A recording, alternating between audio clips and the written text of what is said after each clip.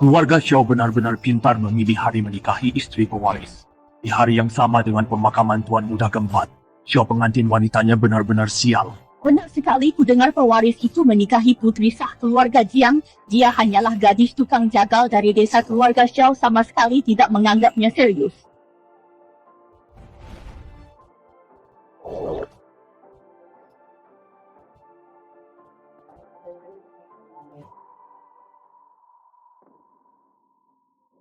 Yan sayangku,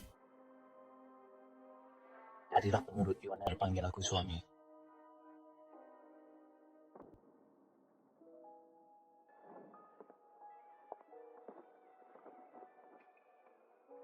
Apa pengantin wanitanya begitu terburu-buru ingin ke kamar pengantin? Mari, aku akan tunjukkan jalannya.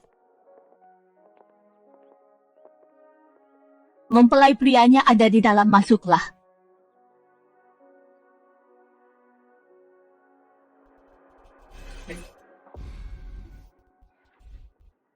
suamiku, jika kakak melihat kita seperti ini di hari pernikahannya, bukankah dia akan sangat marah? Gadis tukang jagal seperti dia tidak punya hak untuk marah. Begitu dia menikah dan masuk ke sini, aku akan membuatnya berlutut dan membawakanmu air untuk mencuci kaki. Lalu aku akan menendangnya kembali ke desa dan menikahimu dengan upacara yang megah. Aku Jiang Lingji, putri sah keluarga Jiang. Ditelantarkan di desa untuk bertahan hidup sendiri sejak kecil. Beruntung seorang guru pertapa membawaku dan membesarkanku.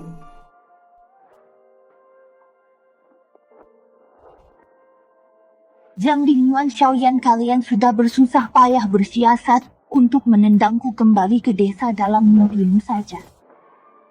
Kehidupan mewah di rumah bangsawan ini dilayani sepenuhnya. Aku, Jiang Lingji, pasti akan mempertahankannya. Ambil air gawat! Tuan, kamar pengantinnya terbakar, cepat padamkan apinya! Tunggu! Selamatkan dia, Yan Er sayangku!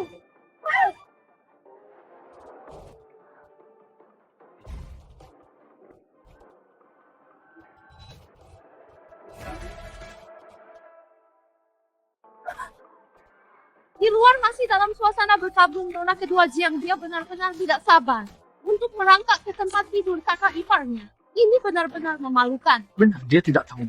Semuanya bubar. Antarkan para tamu keluar. Mengenai kejadian hari ini tidak ada yang boleh membicarakannya. Baik. Tunggu, orang yang dibawa ke sini, bukankah seharusnya Jiang Lingji? Jika dia membuat keributan, Xiaoyan pasti akan menerimaku sesuai rencana. Apa yang sebenarnya terjadi? Konyol, benar-benar konyol! Xiaoyan, di mana pengantinmu? Mana aku tahu? Gawat, Nona Surungjiang, dia ada di aula duka memegang papan arwah Tuan keempat. Katanya dia adalah istri Tuan keempat.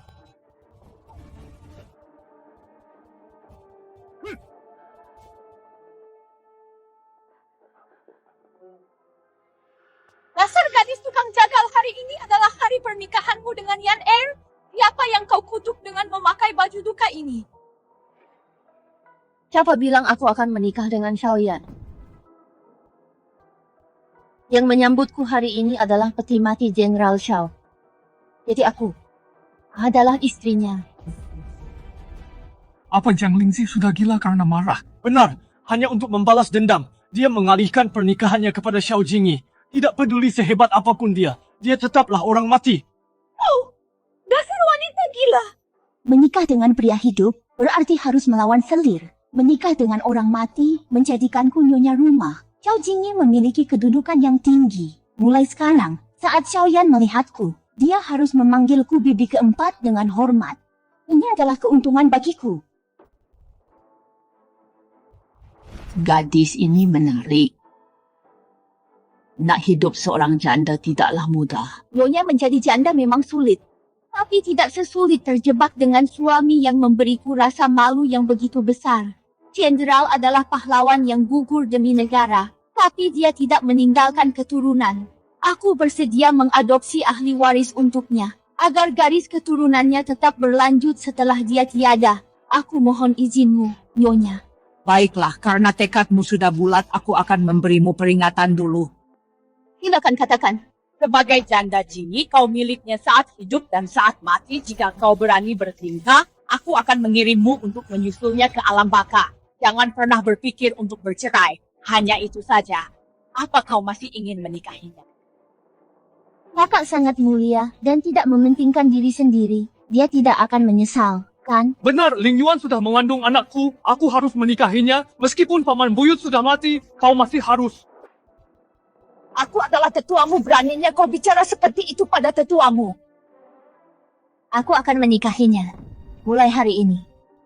Aku milik tuan keempat saat hidup dan saat mati. Terutama, aku bisa menjadi tetuamu dan membuatmu kesal setengah mati. Bagus, aku izinkan pernikahan ini ganti pengantinnya.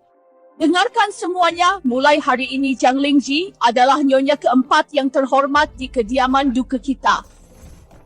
Nyonya Tuan Keempat! Tuan Keempat belum mati. Dia telah kembali dalam keadaan hidup.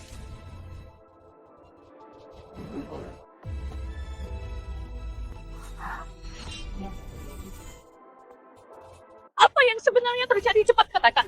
Jenderal disergap. Dia terluka parah dan jatuh dari tebing. Kami pikir dia telah gugur demi negara. Jadi kami kembali untuk melaporkan kematiannya. Tapi ternyata dia jatuh ke sungai dan hanyut sampai ke lembah Raja Obat. Dia tidak sadarkan diri selama lebih dari sebulan sebelum akhirnya identitasnya dikenali dan dia dikirim kembali. Cepat, bawa aku menemuinya sekarang juga. Baik, Aku menikah dengan papan arwah. Lalu bagaimana bisa-bisanya dia hidup kembali seperti ini? Anak baik kamu benar-benar membawa keberuntungan bagi suamimu. Begitu kamu menikah ke keluarga ini, Jingi langsung hidup kembali. Ayo, ikutlah denganku.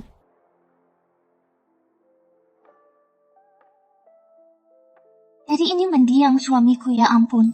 Bahkan saat tidak sadarkan diri seperti ini, dia masih terlihat begitu tegas dan dingin. Seolah-olah berkata, jangan mendekat. Dengan wajah setampan ini, akan sangat disayangkan jika dia sampai mati. Kenapa putraku masih terbaring di sana? Bangun dan berjalanlah sedikit. Lembah Raja Obat sudah menyambung kembali semua tulangnya yang patah, tapi Jenderal mengalami luka di kepala, bekuan darahnya belum hilang. Itulah sebabnya dia masih tidak sadarkan diri. Habib dewamu, Anda harus menyelamatkannya. Lembah Raja Obat sudah mencoba segala cara, namun tidak ada kemajuan. Itulah sebabnya dia dikirim kembali. Berharap kediaman Adipati punya lebih banyak sumber daya untuk mencarikan tabib ternama lainnya bagi Jenderal. Bahkan lembah Raja Obat pun menyerah. Ini sama saja dengan sudah memesan tempat di alam baka. Jingi, berapa lama lagi waktu yang dia punya?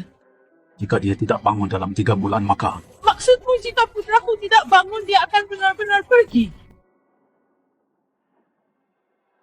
Lingji benar-benar membawa hoki bagi suaminya. Jika dia bisa menyempurnakan pernikahan dan mengandung Jingi, mungkin akan sadar sepenuhnya. Lingji, aku mohon padamu. Jangan, tolong jangan begini Nyonya. Bicaralah dengan tenang, Anda berlutut seperti ini. Bisa memperpendek umurku 10 tahun. Lingzi, kamu adalah istri Jingi, bisakah kamu mengandung ahli waris untuknya? Ahli waris? Dengan orang yang sedang tidak sadar. Ini agak sulit, bukan begitu? Aku tidak bisa melakukannya sendiri jika dia tidak ikut membantu. Setidaknya dia harus bergerak sedikit. Biarkan aku pergi dan melakukan malam pertama dengan pria yang koma. Bukankah ini keterlaluan? Lingji, jika kamu bersedia, besok aku akan pergi ke istana untuk meminta dekret kaisar untuk memberimu gelar Nyonya Bergelar tingkat pertama. Jika kamu memberikan ahli waris untuk Jingi laki-laki atau perempuan, kamu akan mendapatkan bagian dari harta keluarga. Jika kamu melahirkan anak laki-laki, aku akan memberimu tambahan 200.000 tael perak dari kas pribadiku, 100 toko, 1.000 hektar tanah subur, untuk menjamin masa depanmu dan anakmu. 200.000 tael, ditambah tanah dan toko. Dulu aku melakukan segala macam pekerjaan berat di desa. Bahkan makan kenyang saja sudah mewah. Melakukan malam pertama dan punya anak bisa mendatangkan kekayaan sebanyak ini. Aku mau, baiklah, aku setuju. Berhubungan dengan mayat hidup. Jiang Lingji, kamu benar-benar tidak tahu malu. Aku pasti akan memberitahu keluarga Jiang soal ini.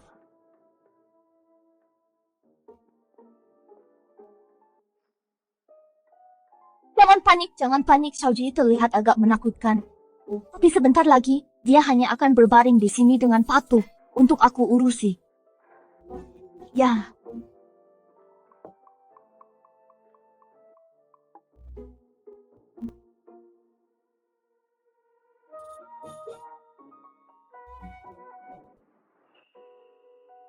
Dia sebenarnya cukup tampan. Sayang sekali dia jadi pangeran tidur. Tapi itu sebenarnya lebih baik. Kalau kamu sadar, aksi memaksakan diri padamu ini akan sulit dilakukan. Aku akan menukar pangeran tidur ini dengan kekayaan melimpah. Ini sangat menguntungkan.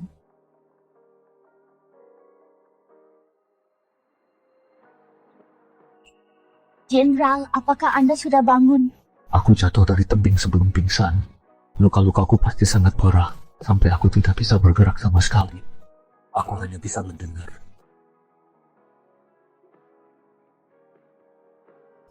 Suamiku.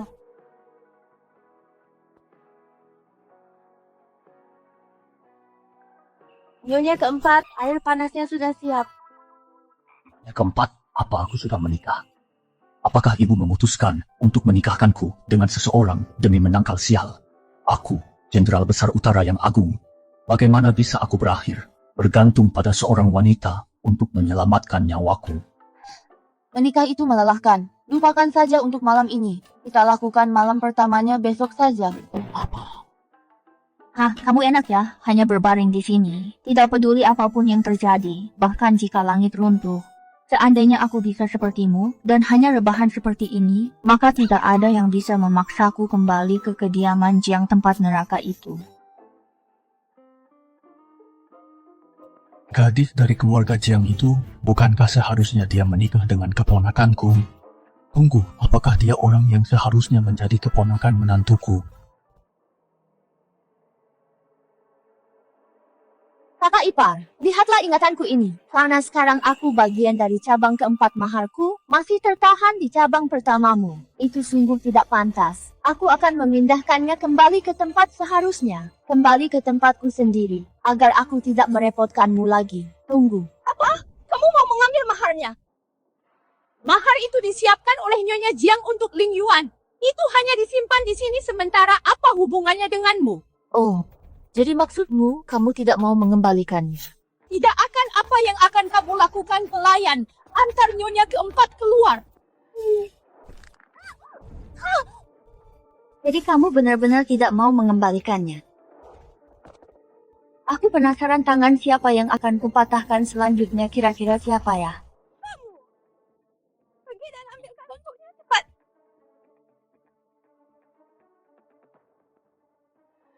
Nyonya keempat.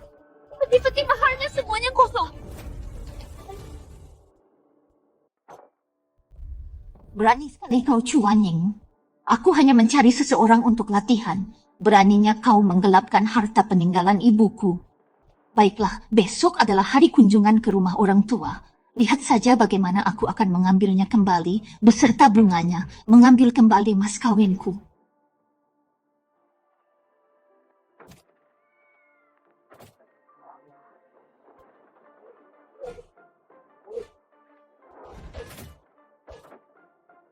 Nyonya muda keempat, apa yang sedang Anda lakukan? Menganyam kursi malas, untuknya bambu itu ringan dan sejuk. Nanti akan lebih mudah membawanya keluar untuk berjemur. Anda bahkan tahu cara melakukan ini. Ini bukan apa-apa. Aku bahkan pernah memotong babi di desa.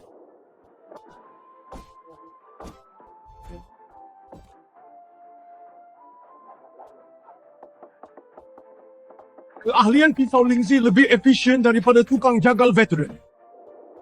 Ibu, kenapa ibu menyuruhku menikahi gadis desa pemotong babi ini? Aku adalah Jenderal Utara yang agung. Bahkan jika aku menikah, seharusnya dengan nona dari keluarga terpandang. Bagaimana bisa aku berakhir dengan seorang pemotong babi? Dia pasti mengincar uang dari kediaman adipati kita. Kalau tidak, siapa yang mau melayani pasien yang tidak sadarkan diri? Nyonya muda keempat, ini semua adalah pemberian dari Nyonya Besar Xiao.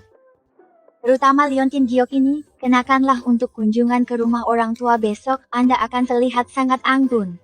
Saat keluarga Anda melihat Anda berada di kediaman adipati, menjalani hidup yang baik, mereka akan merasa tenang. Mereka tidak akan peduli. Dulu, demi melahirkanku ibuku, tidak selamat karena pendarahan ayahku, kehilangan istri tercintanya. Dia bahkan tidak melirikku sama sekali. Dia hanya menyuruh pengasuh membuangku ke desa. Jika Nyonya Besar Xiao tidak bersikeras memilihku, aku pasti sudah lama dilupakan di desa. Bagaimana bisa begini? Mereka sudah keterlaluan. Saat aku kembali dari desa ke kediaman menteri, Ayah kandungku bahkan tidak melihatku, saudara kandungku bahkan tidak menampakkan wajahnya. Jika aku tidak ingin pergi ke papan arwah ibuku dan memberikan penghormatan, aku tidak akan kembali hanya untuk menyiksa diri sendiri. Aku tidak menyangka hidupnya di keluarga yang sangat menderita. Itu benar. Jika hidupnya baik, kenapa dia harus menikah dengan orang mati yang masih hidup sepertiku? Kalau begitu, Anda harus berdandan lebih cantik lagi, agar arwah ibu Anda di surga bisa beristirahat dengan tenang.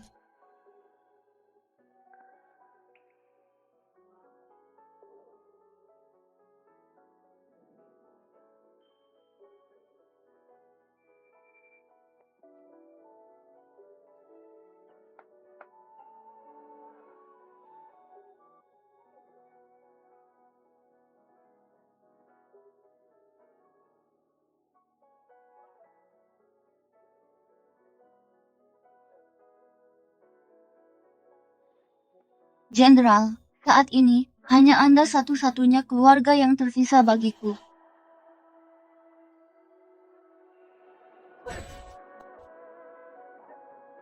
Kuatkan dirimu dan segeralah bangun.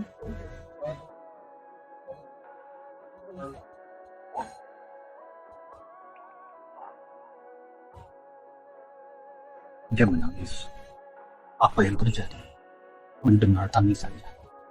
Kenapa hatiku terasa begitu sakit?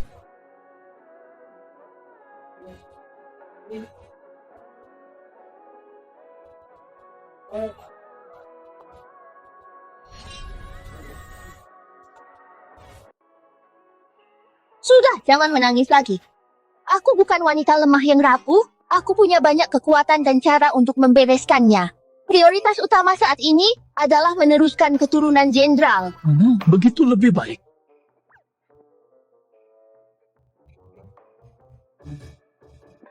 Tunggu, ini kan masih siang bolong. Baiknya siapkan air. Gunakan bak mandi yang besar.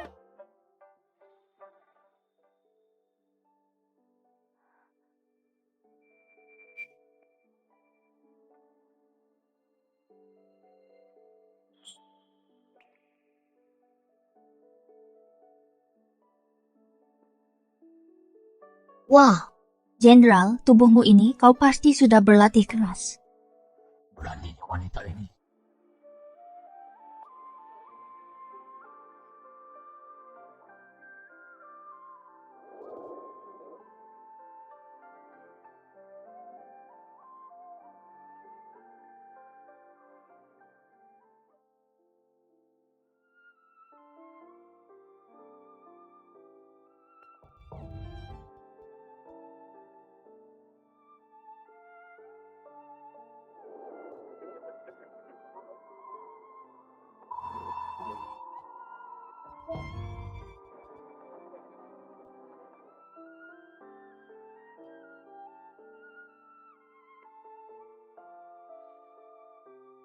Ibu, putrimu datang menjengukmu. Apa ada orang di dalam? Nyonya muda keempat telah kembali berkunjung.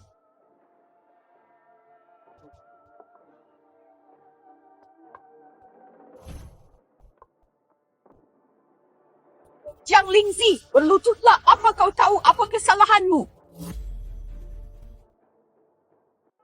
Yang Lingzi, berlututlah. Apakah kau mengakui kesalahanmu? Kejahatan apa yang telah kulakukan? Lingzi, ibumu mempertaruhkan nyawanya untuk melahirkanmu. Jika dia tahu putri yang dia bela dengan nyawanya, hanya demi memanjat status sosial, tidak hanya menukar pernikahan di hari pemakaman, tapi bahkan merangkak ke tempat tidur pria yang sedang koma. Secara sukarela, dia akan sangat marah di dalam peti matinya, sampai-sampai dia bisa mati lagi karena kesal. Dasar anak nyesal tidak tahu malu. Apa bedanya kau dengan pelacur di rumah bordil? Kalian semua, Benar-benar contoh klasik mengalihkan kesalahan. Sudah jelas Jiang Lingyuan yang melakukannya, yang di hari pernikahanku tidur dengan Xiaoyan di kamar pengantinku di siang bolong. Itulah sebabnya aku terpaksa menikah dengan tuan keempat sebagai gantinya. mustahil. Aku tumbuh besar bersama Ling Yuan. Dia bukan orang seperti itu. Benar sekali, Lingzi. Tidak peduli seberapa gegabah Xiaoyan, dia tetaplah cucu tertua dari keluarga Xiao. Dia akan mewarisi gelar itu di masa depan.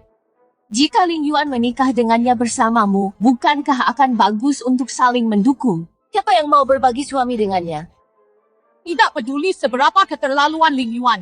Itu masih lebih baik daripada menjadi tidak tahu malu sepertimu, menikahi pria yang terbaring koma. Lingzi, hari ini adalah kunjungan pertamamu ke rumah hadiah. Apa yang kau bawa? Kau tidak pulang dengan tangan kosong, kan? Kalian orang-orang buta yang bodoh, apakah kalian pantas menerima hadiah dariku? Beraninya kau bicara seperti itu kepada orang tua dan saudaramu. Seseorang, kemarilah tahan dia dan beri dia pelajaran. Akan kutunjukkan siapa yang memberi pelajaran pada siapa.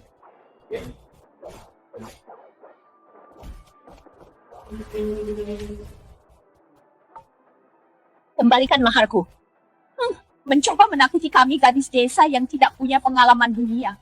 Jangan pikir kau bisa mengintimidasi aku dengan pisau.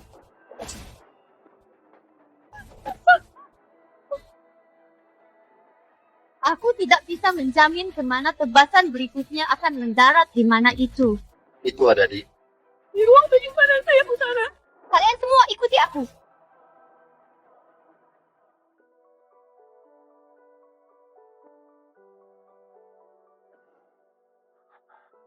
Apakah ada orang di sana?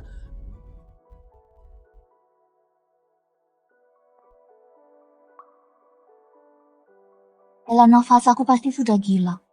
Benar-benar berharap jenderal akan bangun untuk pergi dan mendukung Nyonya keempat. Aku ingin tahu bagaimana keadaannya.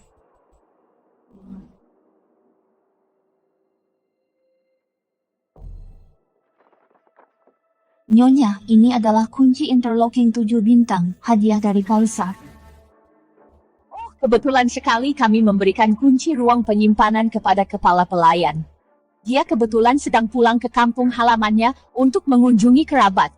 Tidak tahu kapan dia akan kembali, Lingzi. Sebaiknya kau pulang dulu sekarang, kembalilah untuk mengambilnya saat dia sudah ada di rumah. Apa masalahnya, hancurkan saja kuncinya. Jiang Lingji, apa kau gila merusak hadiah kekaisaran? Adalah kejahatan yang dihukum dengan eksekusi seluruh klan. Jika kau ingin mati, jangan seret kami bersamamu.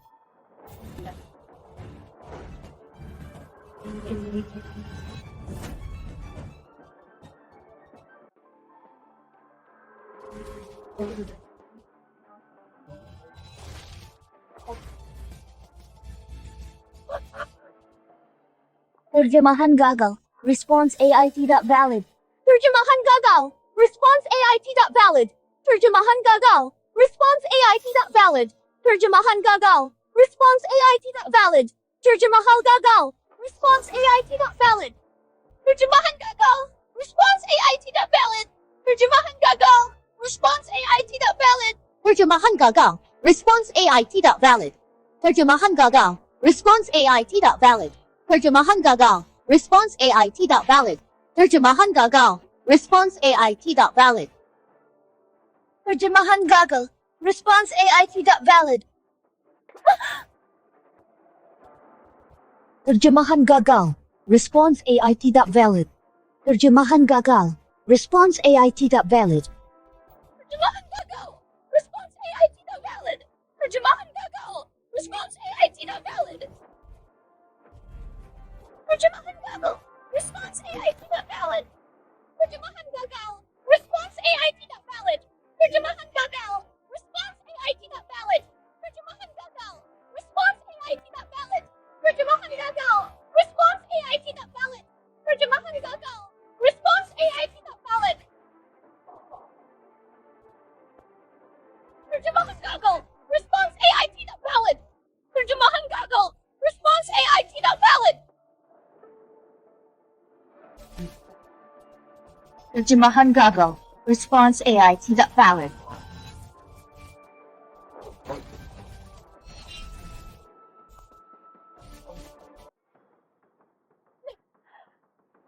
Dasar dan tidak tahu aturan. Sesuai dugaan dari tukang jagal babi didikan desa, kau tidak punya sedikit pun keanggunan seorang nona bangsawan. Apa salahnya jadi tukang jagal? Guruku si tukang jagal itu Sebenarnya adalah pejabat penting dari dinasti sebelumnya. Dia hebat dalam sastra maupun bela diri. Banyak sekali yang telah kupelajari darinya. Kau benar-benar tidak tahu apa-apa. Yang Lingji, jangan pernah berpikir bahwa hanya karena kau telah menjadi nyonya muda keempat kediaman Xiao, hanya sebatas nama, kau bisa merampas mas kawin Ling Yuan begitu saja. Tunggu apa lagi, hentikan dia. Orang bijak tahu kapan harus mengalah. Semuanya, gaji bulan ini tidak didapatkan dengan cuma-cuma.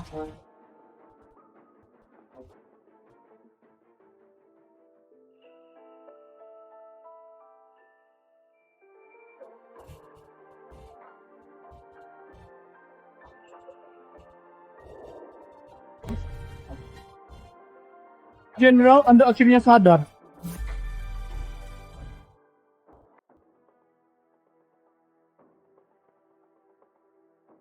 Ya Tuhan dosa, apa yang dilakukan keluarga Jiangku? Sampai membawa masuk perampok seperti ini, dia akan menguras habis seluruh harta keluarga kita. Jiang Lingzi, berhenti di situ. Keluar kamu.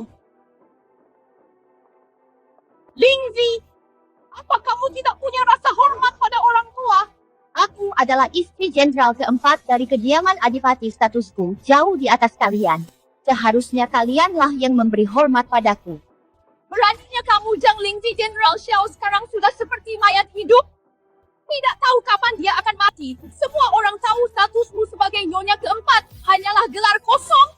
Daripada mengkhawatirkan itu, lebih baik kamu pikirkan bagaimana cara mengembalikan mas kawinku yang digelapkan, semuanya tanpa terkecuali. Kita bahas mas kawinnya nanti. Bawa surat cerainya ke sini. Baik, Nyonya Besar. Sekarang kamu menggunakan statusmu sebagai nyonya keempat untuk berbuat sesuka hatimu. Begitu jenderal keempat mati, bencana pasti akan menimpamu. Jika kamu menandatangani surat cerai ini hari ini, kamu bisa menghindari masalah yang akan datang lebih awal.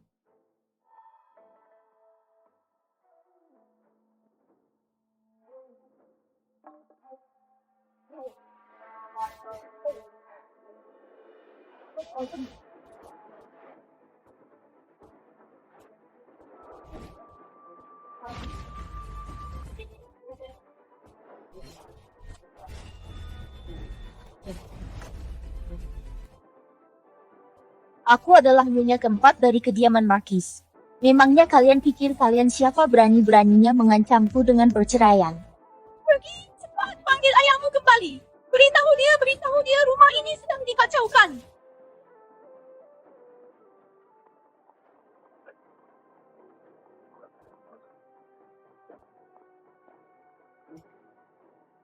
Maksudmu, keluarga Jiang memaksa istriku untuk menceraikanku. Benar, Jenderal, tapi Nyonya keempat merobek surat cerainya dan melemparkannya tepat ke wajah Nyonya besar keluarga Jiang. Kupikir wanita tukang jagal yang dibesarkan di desa akan terintimidasi oleh kekuasaan dan status. Kusangka dia begitu galak. Tunggu, jangan turun dari kereta dulu.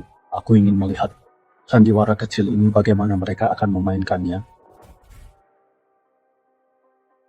Tunggu sampai Tuan Besar tiba. Kita lihat seberapa sombongnya kamu nanti.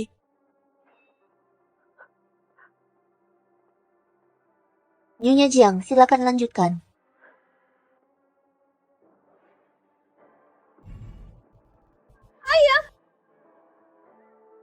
Kakak mengacak-acak gudang, dia mengejar ibu dengan pisau, nenek sangat marah sampai pingsan. Dasar anak durhaka!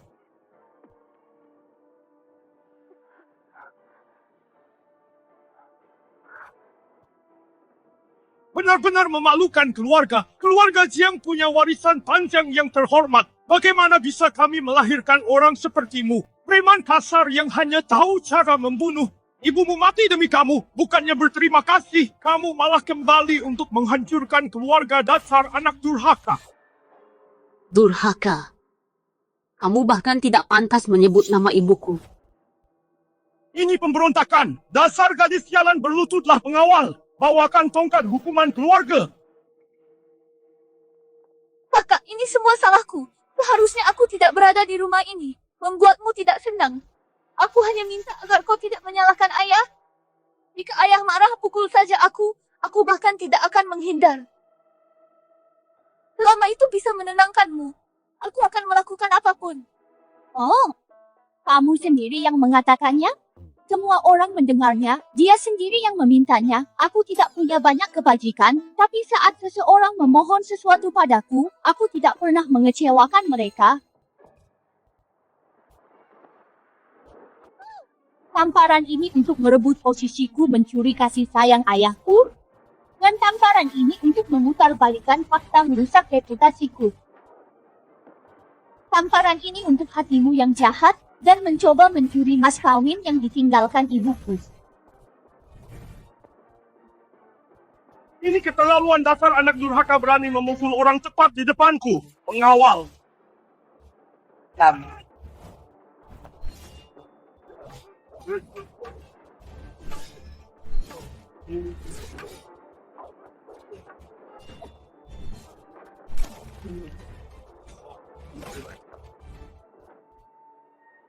Hari ini aku sendiri yang akan memberimu pelajaran.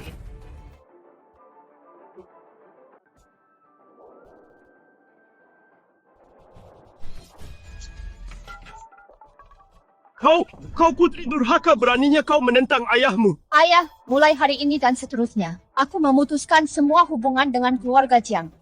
Semuanya sudah dihitung. Bahkan sehelai benang pun yang ditinggalkan ibuku, tidak boleh ada yang kurang.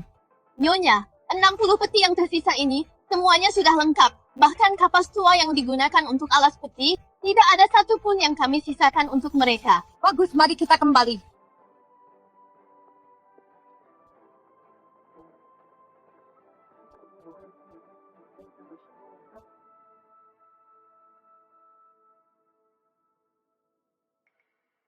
Jiang Lingji, bagaimanapun juga di kediaman Adipati ini, cabang pertama adalah yang benar-benar berkuasa.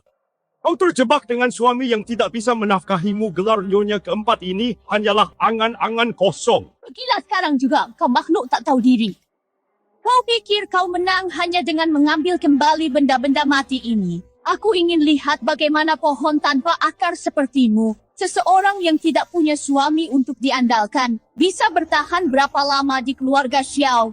Kakak tetap berada di sisi Jenderal Xiao seperti ini. Meskipun itu cukup sulit, kesetiaan ini sungguh mengharukan. Jika kakak benar-benar berhasil mendapatkan gapura kesetiaan, itu akan menjadi pencapaian yang luar biasa. Coba saja kutuk suamiku sekali lagi. Dia ternyata membelaku seperti ini.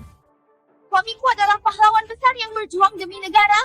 Meskipun dia terbaring di tempat tidur, dia masih jauh lebih baik daripada orang-orang sepertimu, yang hanya bisa berdiri di sini memberikan komentar sinis. Seorang pahlawan. Di dalam hatinya. Beginilah dia memandangku. Hanya karena dia terbaring bukan berarti dia akan bisa berdiri lagi, Jiang Lingji. Kau pikir kau sudah naik tinggi, tapi pada akhirnya semua itu sia-sia. Apakah kalian semua begitu takut padaku, yang menduduki posisi nyonya keempat keluarga Xiao? Suamiku adalah pahlawan yang memikul nasib bangsa. Dia diberkati oleh surga. Bahkan Raja Neraka pun tidak akan berani mengambilnya. Dia pasti akan sembuh. Kakak, aku sungguh merasa kasihan padamu. Bahkan tabib sakti dari lembah Raja Obat sudah angkat bicara. Kenapa repot-repot membohongi diri sendiri? Jiang Lingyuan, katakan itu sekali lagi. Siapapun yang berani mengutuk suamiku lagi, aku akan melawan mereka sampai mati. Keras kepala dan bodoh. Lancang sekali, siapa yang berani mengkritik kediaman Adipati di sini? Tuan Muda keempat adalah Jenderal Penunggang Berani yang ditunjuk oleh Yang Mulia. Kami hanya menyatakan fakta. Kau hanyalah seorang pelayan dari kediaman Xiao membuat keributan di depan kediaman menteri. Sangat tidak pantas. Oh. Aku penasaran fakta apa yang kalian nyatakan. Kenapa tidak ceritakan semuanya pada jenderal ini?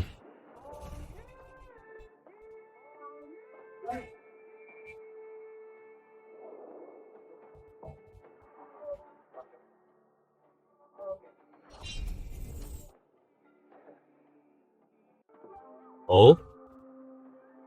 Aku penasaran. Kebenaran apa yang sedang kalian bicarakan? Kenapa tidak beritahu aku saja?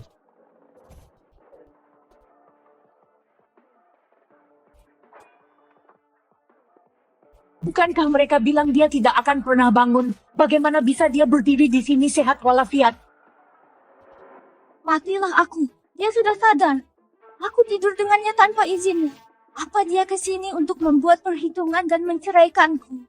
Aku tidak boleh dipermalukan seperti ini, suamiku. Kau sudah bangun.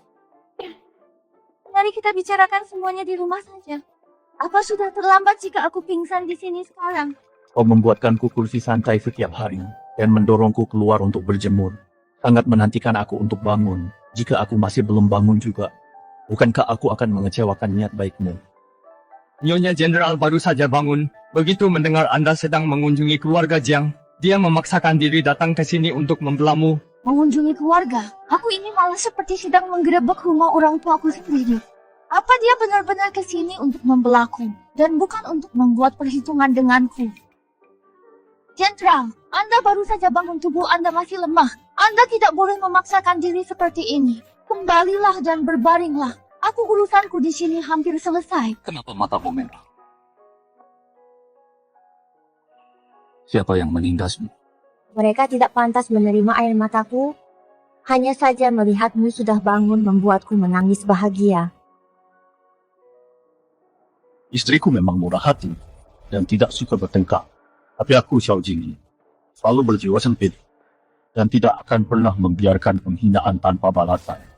Jenderal Xiao, Anda terlalu sungkan. Kami tadi hanya bercanda sebagai keluarga. Menteri Jiang, seandainya aku tidak datang sendiri hari ini, aku tidak akan pernah tahu bahwa istri yang kunikahi secara resmi dan yang ditunjuk langsung oleh Yang Mulia di depan pintu rumahnya sendiri bisa dikepung dan diserang oleh orang banyak.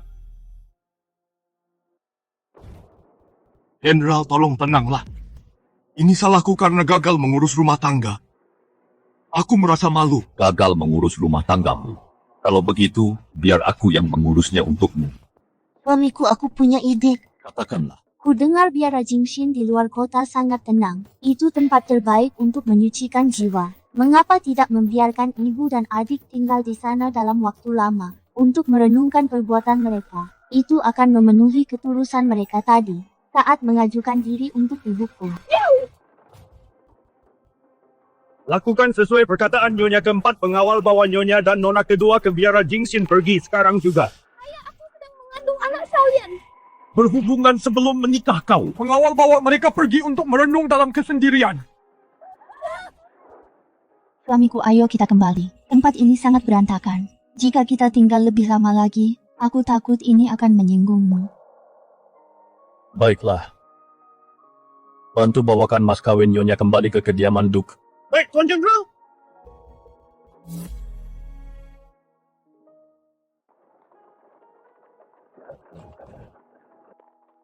Tak perlu bersikap sungkan padaku. Mulai sekarang keluarga Xiao adalah rumahmu. Akulah keluargamu. Mana mungkin kau bisa lari, lagi pula kaulah suamiku. Aku sudah berusaha keras untuk menikahimu. Kau tidak bisa kabur. Jadi jika kelak kau perlu menunjukkan wibawamu, atau bahkan jika kau mendapat masalah dan butuh seseorang untuk membereskannya, ingatlah bahwa kau memilikiku. Kau sendiri yang mengatakannya. Mulai sekarang, aku akan mengandalkanmu. Tak ada yang membuatku lebih bahagia. Jadi, dipilih dan dilindungi tanpa ragu. Beginilah rasanya.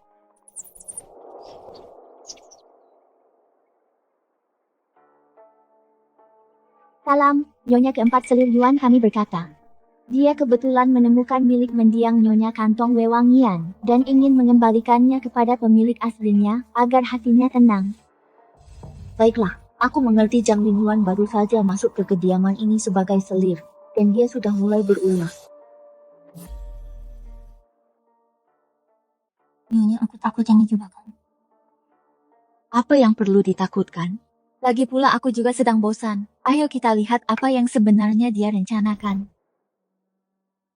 Jiang Lingji, kau mengusirku dan ibuku dari kediaman menteri. Gara-gara kau, aku hamil anak kembar. Tapi aku hanya bisa menjadi seorang selir. Hari ini akan kubuat kau membayar semuanya beserta bunganya.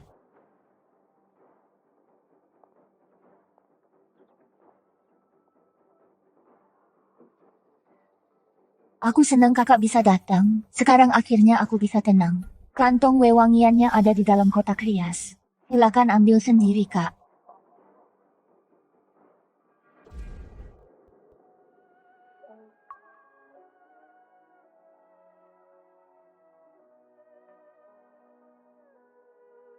Terima kasih, hati-hati, Kak. Jiang Lingji, setelah hari ini, akan kulihat apakah kau masih bisa mempertahankan senyuman itu di wajahmu.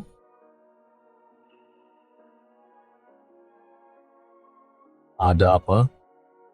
Kenapa matamu merah lagi? Siapa yang begitu buta sampai membuat nyonyaku kesal lagi? Bukan siapa-siapa, angin di beranda tadi terlalu kencang, mataku kemasukan debu. Tiba-tiba kesakitan, aku takut kandungannya dalam bahaya, tolong, siapapun. Perutku sakit sekali, anak kembarku. Apa aku akan kehilangan anak kembarku, nenek ibu? Tolong aku, Ling Yuan, jangan takut. Ada ibu di sini. Apa yang sebenarnya terjadi? Tadi semuanya baik-baik saja. Dupa apa yang ada di ruangan ini? Cepat matikan pembakar dupanya. Buka jendela biar udaranya masuk. Aku merasa jauh lebih baik sekarang. Seseorang pasti sudah mengutak-atik pembakar dupa itu. Mereka memasukkan kasturi ke dalamnya, mencoba membunuh anak kembarku. Nyonya besar, aku melihat sesuatu. Nyonya keempat ada di dekat pembakar dupa tadi. Itu tidak mungkin, Lingzi tidak akan pernah melakukan hal seperti itu. Tapi tadi hanya nyonya keempat yang ada di sini. Benar. Aku datang untuk mengambil kantong wangi dan melihat-lihat hiasan di sini. Seleramu cukup unik. Kakak, aku tahu kakak benci padaku karena bersama kakak Yan. Tapi anak-anak ini tidak berdosa. Tegaknya kakak, bagaimana bisa kakak sekejam ini? Dasar wanita jahat. Cukup, sebelum kita tahu kebenarannya. Jangan asal menuduh dulu, Ibu. Karena ini menyangkut keturunan kita. Ini bukan masalah sepele. Kita harus memanggil tabib istana untuk memeriksa ruangan ini, untuk melihat apa benar ada kasturi dan membersihkan nama Azli. Tidak perlu memanggil tabib istana, terlalu merepotkan. Lihat, dia merasa bersalah. Mencoba membunuh keturunan sah adalah kejahatan yang dihukum mati. Kakak hanya buta karena cemburu. Tolong beri dia keringanan, nenek. Maksudku adalah pasti ada kasturi di dalam pembakar dupa ini. Sudah sangat jelas kenapa harus merepotkan tabib istana untuk hal ini. Kakak, apa benar itu kakak?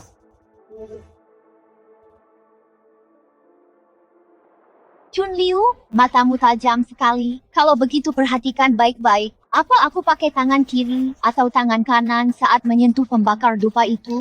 Yang kedua tangan, aku melihat nyonya keempat dengan mata kepalaku sendiri. Anda memegang pembakar dupa dengan kedua tangan dan menggoyangkannya. Aku pikir Anda hanya menyukainya. Aku tidak menyangka. Kakak, bagaimana bisa kakak begitu tegak? Kamu begitu percaya dengan perkataan Chun Liu? Chun Liu sudah bersamaku sejak dia kecil. Dia tidak pernah berbohong. Kalau dia bilang itu kakak, maka itu memang kakak. Baiklah, Jiang Ling Yuan. Itu adalah ucapanmu sendiri. Jangan menyesal nanti.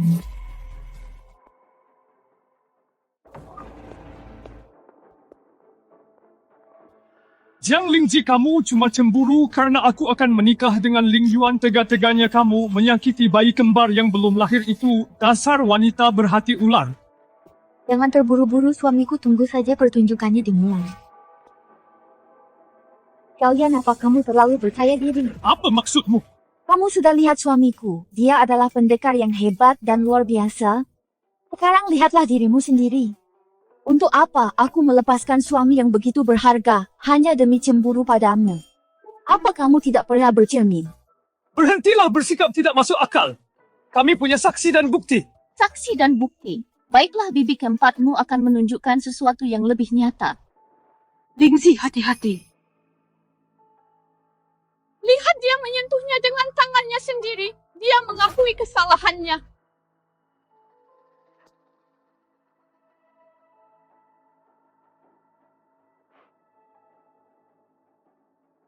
Lihat itu. Aku alergi kayu gaharu. Gawat. Bagaimana bisa aku melupakan hal ini?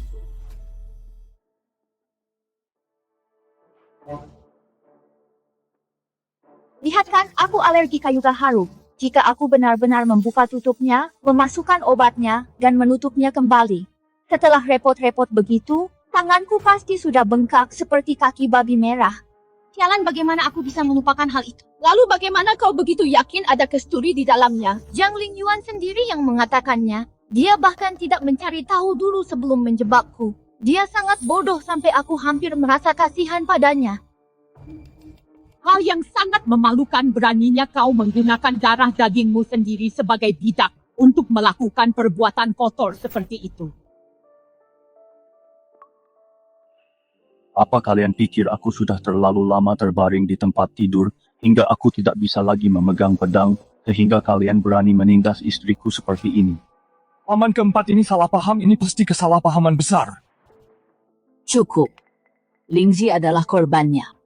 Dan dia adalah bibi keempat Lingyuan yang sah. Masalah ini sebaiknya diserahkan padanya untuk ditangani. Terima kasih atas dukungannya, Ibu. Cuma tukang jagal dari kampung. Apa sih yang dia tahu? Paling-paling dia cuma bisa marah-marah untuk meluapkan emosi. Itu dia, pelayan ini pasti disuruh menaruh kesturi itu. Lalu menjebak nyonya keempat saat melihatnya masuk kakak aku ditipu olehnya. Itu tidak benar, Selir. Tapi Anda yang menyuruh saya diam. Pelayan kurang ajar, berani-beraninya kamu mengkhianati majikan sendiri.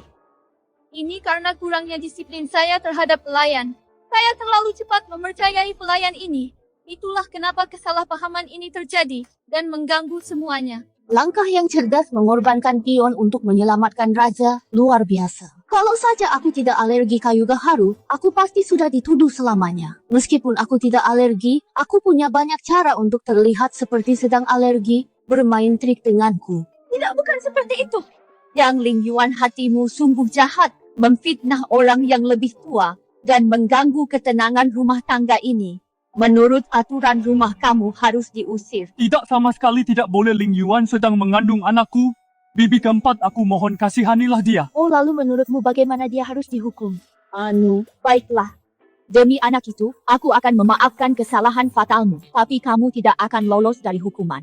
Kamu dihukum kurung mulai hari ini dan tidak boleh keluar tanpa izin. Kamu harus menyalin sutra hati 100 kali setiap hari. Gunakan waktu itu untuk merenungkan perbuatanmu. Kami akan menentukan nasibmu setelah anak itu lahir.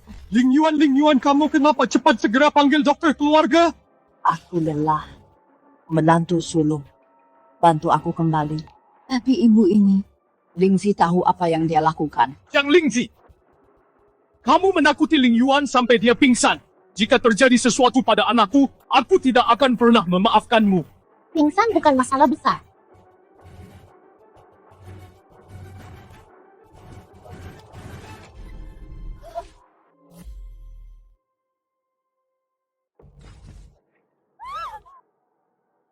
Dingin sekali.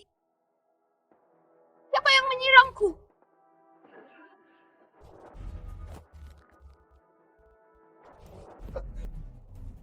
Kau yang lancang berlutut. Dasar gadis tukang jagal, kenapa aku harus berlutut? Karena aku adalah nyonya bergelar pangkat 1 titah kaisar. Dan aku adalah bibi keempatmu yang sah. Kau berani membantah orang tua dan bahkan ingin memukulku. Apa aturan keluarga Xiao sudah tidak ada harganya lagi? Gadis tukang jagal sialan ini beraninya dia bersikap angkuh di kediaman Duke. Tidak hormat pada yang lebih tua benar-benar keterlaluan. Sepertinya kau tidak akan kapok tanpa hukuman keluarga. Apa yang ingin kau lakukan? Pengawal Serit Xiaoyan ke aula leluhur, beri dia 20 pukulan berat, lalu suruh dia berlutut di aula leluhur selama 3 hari untuk merenungkan kesalahannya. Tanpa seizinku, tidak boleh ada setetes air atau sebutir nasi pun. Jiang Lingji, beraninya kau, ibuku tidak akan pernah membiarkan ini. Ibumu, tapi nyonya tua baru saja bilang, aku yang berkuasa di sini. Apa cabang pertama mau membangkang? Seret dia pergi, jangan ganggu kehamilan Selir Yuan. Jiang Lingji, kau wanita kejam.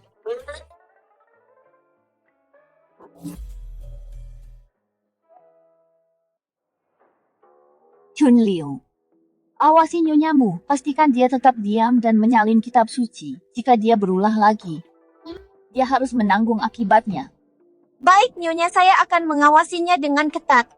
Apa terasa gatal, kembalilah dan minta tabibmu memeriksa tanganmu. Aku tidak apa-apa, aku akan ambil salep saja dari gudang.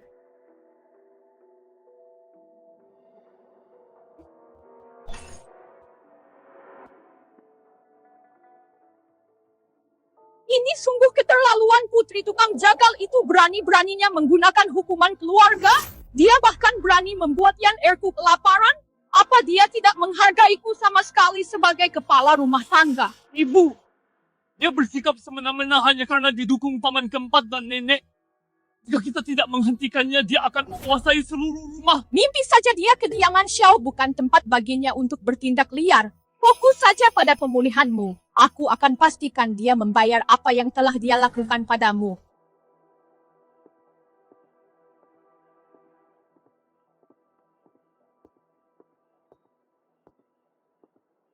Kau benar-benar sudah jadi cukup berani, kakak ipar keempat. Hanya karena kau mendapat sedikit perhatian dari nenek besar. Kau sudah berlagak seperti seorang nyonya besar. Apapun yang dilakukan Yan Er, dia tetap cucu tertua keluarga. Siapa kau sampai berani menghukumnya? Kau bahkan berani menyuruhnya berlutut di aula leluhur. Apa kau masih ingat siapa yang berkuasa di rumah ini? Kakak ipar keempat, kau benar-benar pandai bersandiwara. Hanya karena kau sedikit disukai oleh nyonya besar. Kau sudah tidak sabar ingin berlagak seperti nyonya bangsawan. Apapun yang dilakukan Yan Er, dia tetap cucu tertua keluarga Xiao. Sejak kapan kau punya hak untuk menegakkan aturan keluarga? Kau bahkan berani menyuruhnya berlutut di aula leluhur. Apa kau lupa siapa yang memegang kendali rumah tangga ini sekarang? Oh, kakak ipar, kau benar-benar menuduhku sembarangan. Aku hanya mencoba meringankan bebanmu dan mengajari keponakan kita sopan santun. Hari ini, dia berani mencoba memukul bibi keempatnya di depan umum. Jika berita ini tersebar, orang-orang akan mengira aturan keluarga Xiao hanya pajangan belaka. Atau mungkin di kediaman pertama keponakan memukul bibinya adalah tradisi keluarga. Berhenti melampaui batasmu. Akulah yang memegang kuasa mengelola rumah tangga ini. Bukan tempatmu untuk ikut campur urusan rumah tangga. Mengelola rumah tangga memang penting. Tapi yang lebih penting adalah mengelolanya dengan jujur. Benarkan lagi pula soal kuasa pengelolaan ini. Ginseng 1000 tahun pemberian Putri Rui ternyata ditukar dengan akar pokeberi biasa. Bakatmu dalam licik menukar barang benar-benar luar biasa. Bukan apa-apa, aku hanya mengingatkanmu. Siapapun yang mengelola rumah ini, pembukuan dan inventaris harus dilaporkan kepada nenek, serta dijelaskan dengan jelas kepada seluruh keluarga Xiao. Bukankah begitu? Apa? Omong kosong apa yang kau bicarakan? Jika kau terus bicara sembarangan, akan kurobek mulutmu. Coba katakan sekali lagi dan aku akan merobek mulutmu.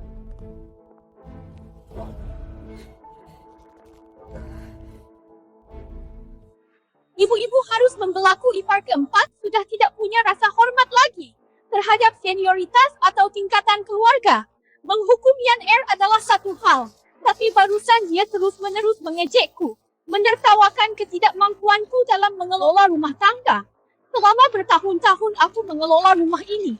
Meski tidak sempurna, aku sudah bekerja keras. Bagaimana bisa aku membiarkannya menginjak-injakku seperti ini? Jadi apa maumu? Aku hanya merasa bahwa ipar keempat sudah terlalu sombong dan angkuh. Dia harus diberi pelajaran. Agar dia tidak melanggar aturan keluarga Xiao nantinya dan membuat kita jadi bahan tertawaan. Diberi pelajaran. Dia menghukum Xiaoyan adalah atas seizinku sendiri mengenai pengelolaan rumah tangga. Jika kau benar-benar melakukannya tanpa celah, kenapa kau harus takut dengan sedikit gosip? Sebaiknya kau kembali dan introspeksi diri untuk melihat apakah kau telah memberi alasan bagi orang untuk bergunjing.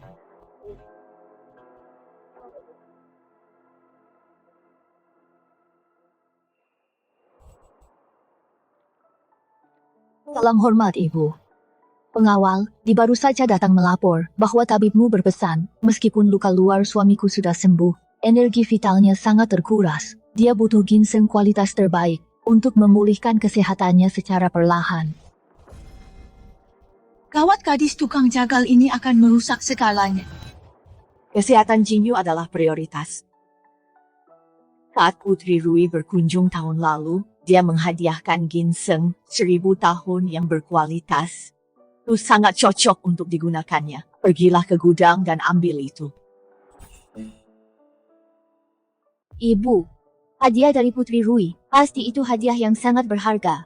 Barang seberharga ini, aku tidak berani mengurusnya sendirian, Ibu. Sudilah kiranya ikut denganku ke gudang penyimpanan untuk memeriksa dan mengambilnya.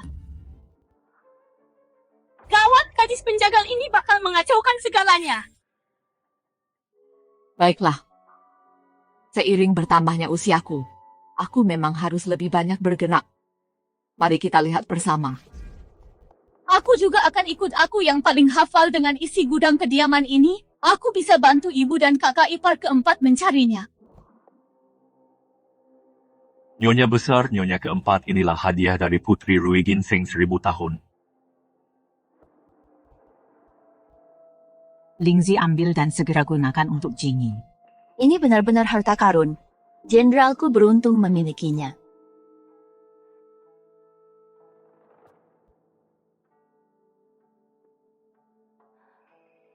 Sudah kuduga si kampungan ini tidak tahu bedanya, untungnya. Nyonya besar juga tidak menyadarinya.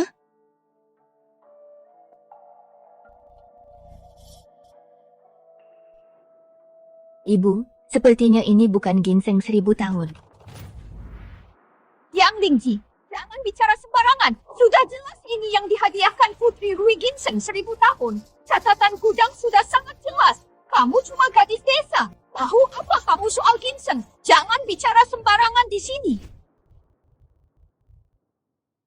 Ibu, meski aku dibesarkan di desa, karena keberuntungan, aku pernah belajar pada seorang tabib tua dan belajar mengenali tanaman herbal. Ginseng asli punya aroma yang lembut dan harum, akarnya padat dan kuat. Lihatlah ini, meski tampilannya mirip, kulitnya kasar, dan ada sedikit bau tanah, ditambah lagi akarnya mudah patah. Ini bukan ginseng 1000 tahun, melainkan akar shanglu. Konyol! Ibu jangan dengarkan omong kosongnya. Dia hanya sengaja cari masalah. Hanya untuk pamer hadiah dari Putri Rui, mana mungkin palsu. Tentu saja ginseng dari Putri Rui itu asli. Aku hanya takut ginseng itu tidak punya kaki untuk lari keluar dari kotaknya, lalu digantikan dengan akar shanglu ini. Jika dimakan, ini tidak akan menyehatkan, malah akan membuat sakit perut. Itu akan jadi lelucon besar. Benar atau tidaknya? Kita bisa minta ahli untuk memeriksanya. Cepat pergi panggil tabibmu. Katakan padanya kediaman Xiao akan memberinya imbalan besar. Baik, Nyonya besar.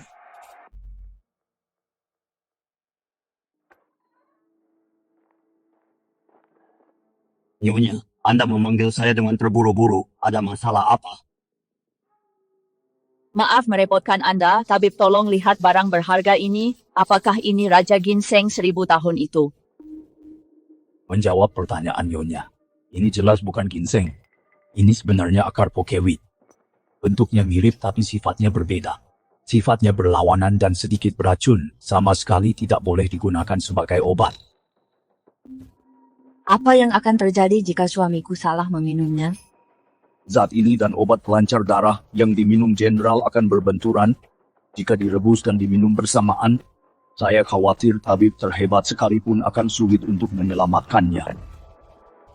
Kakak ipar, kau sungguh berpengetahuan luas. Kau jelas tahu itu akar pokewit, tapi kau tetap bilang itu ginseng. Apa kau mencoba membuat suamiku terbaring sakit lagi? Ini keterlaluan. Tak disangka tindakan licik seperti ini terjadi di gudang. Nyonya Lu, apa penjelasanmu? Ibu, tolong lihat dengan jelas. Saya benar-benar tidak tahu. Pasti para pelayan yang bermain curang.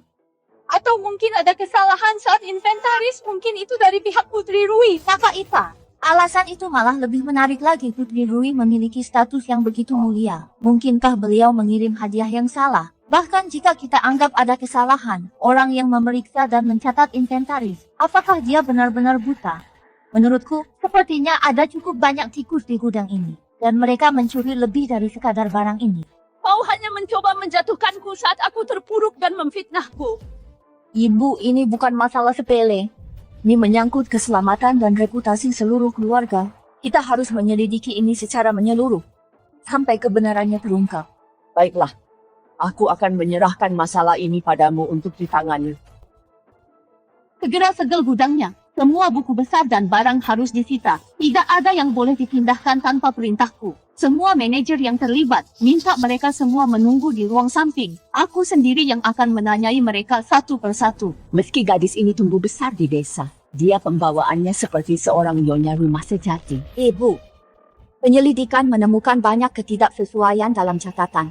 Selain ginseng yang ditukar, 3 kelompok sutra Jiangnan diganti dengan kain murahan, namun tetap dicatat sebagai sutra premium. Bahan obat kelas atas yang dibeli ternyata sebagian besar diganti dengan yang kualitas rendah. Ini adalah tanda terima yang relevan.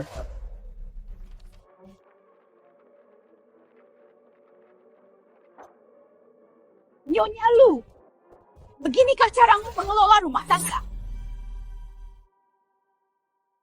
Ibu, mohon berikan keadilan. Aku benar-benar ditipu oleh bawahanku. Itu hanyalah kelalaian sesaat. Nenek ibu sudah mengelola rumah tangga selama bertahun-tahun. Beliau sudah bekerja keras selama ini. Meski melakukan kesalahan, ini pasti ulah para bajingan licik itu. Nenek, tolong beri ibu satu kesempatan lagi. Kelalaian. Sekali atau 2 kali masih bisa dimaklumi. Tapi kalau terjadi setiap saat, ini namanya penggelapan. Ini menguras kekayaan keluarga Xiao. Nyonya Lu, bagaimana aku bisa mempercayaimu lagi untuk mengurus urusan rumah tangga? Ibu, tolong tenanglah. Kesehatan ibu adalah yang terpenting. Karena kakak ipar perlu menenangkan diri sejenak. Kekuasaan atas rumah tangga ini, kenapa tidak ibu ambil alih lagi sendiri untuk menertibkan kembali keluarga ini? Yang Lingji, kamu bicara seolah-olah itu mudah. Nenek sudah lanjut usia.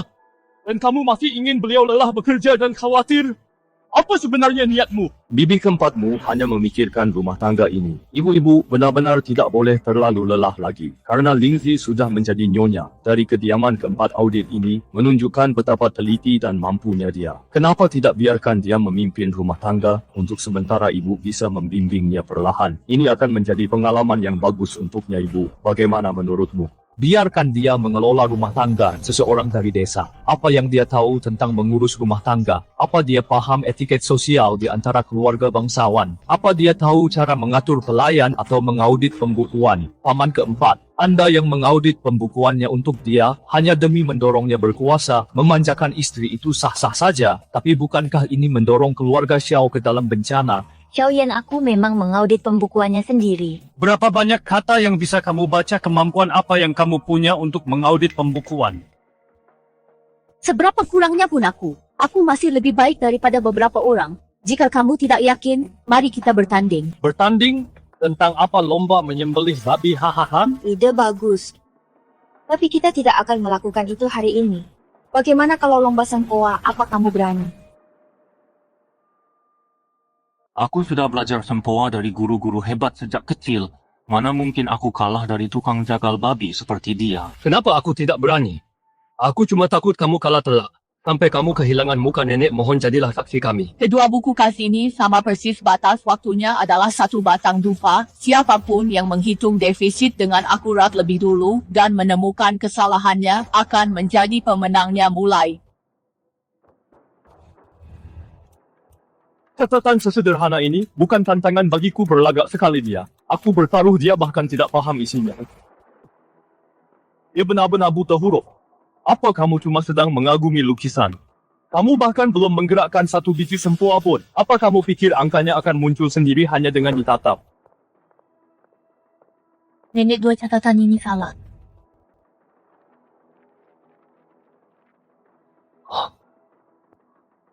Aku benar-benar melewatkan 2 kesalahan ini. Bagaimana kau menghitungnya? Siapa bilang pembukuan harus pakai suara sempoa yang berisik, baru bisa dibilang cepat? Dan siapa yang bilang gadis desa pasti buta huruf dan tidak bisa mengelola akun? Kami orang desa juga harus menagih sewa dan melakukan pembukuan, tahu? Nyonya Lu, ini baru buku besar Anda dari 2 tahun lalu. Sisanya akan kita selesaikan nanti, sedikit demi sedikit. Guru dulu guru mengomeliku seperti biksu yang merapal mantra, memaksaku mempelajari semua ini. Aku benar-benar tidak pernah menyangka bahwa pertama kalinya aku menggunakan keahlian ini, ternyata untuk menjatuhkan kesombongan bocah manja. Terima kasih atas bimbingannya. Terus kenapa kalau kau cepat menghitung, itu cuma trik murahan? Seorang pengelola rumah tangga harus mahir dalam sastra dan bela diri, agar bisa dihormati semua orang. Omong kosong. Xiaoyan, apa hubungannya mengelola rumah dengan bela diri? Jangan tidak masuk akal. Mahir dalam keduanya adalah satu-satunya cara untuk mengatur para pelayan dan menangani urusan luar. Dia cuma seorang wanita yang terlalu lemah, bahkan untuk mengangkat jari, bagaimana dia bisa mewakili keluarga Xiao saat berurusan dengan keluarga bangsawan lainnya? Jika terjadi keadaan darurat, bagaimana dia akan melindungi kediaman kita? Zhang Lingji, kalau kau punya nyali, tantang aku bertanding bela diri. Kalau kau bisa menang, aku akan mengaku kalah dan menghormatimu. Suamiku tidak apa-apa karena dia tidak yakin. Aku akan mengalahkannya sampai dia yakin. Agar tidak merepotkanku nantinya, saat orang-orang selalu menggunakan latar belakangku untuk melawanku. Lingzi, kau tidak perlu mendengarkan ancamannya. Ibu, karena ini soal membangun wibawa, aku harus melakukannya dengan tuntas. Satu pukulan telak akan menyelamatkanku dari ratusan masalah di masa depan. Izinkan aku, Ibu, untuk bertanding bela diri dengan Xiaoyan. Pilih apapun yang ingin kau tandingkan. Aku sangat mahir berkuda dan memanah. Aku salah satu yang terbaik di antara pemuda di ibu kota. Kali ini aku tidak mungkin kalah. Aku pasti akan memberinya pelajaran. Baiklah. Kalau begitu ayo berkuda dan memanah. Mari kita lihat siapa yang benar-benar mampu. Baiklah kalau begitu. Ayo ke lapangan latihan, tetaplah sportif, jangan saling menyakiti.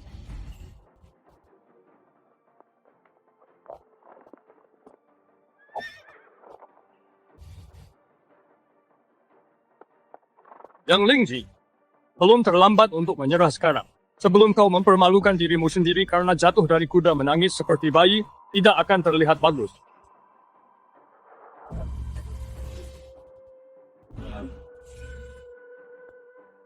Kau bahkan tidak tahu cara memilih kuda kurus seperti itu. Mari kita lihat bagaimana caramu mengalahkanku. Akhirnya aku akan membalas dendam hari ini.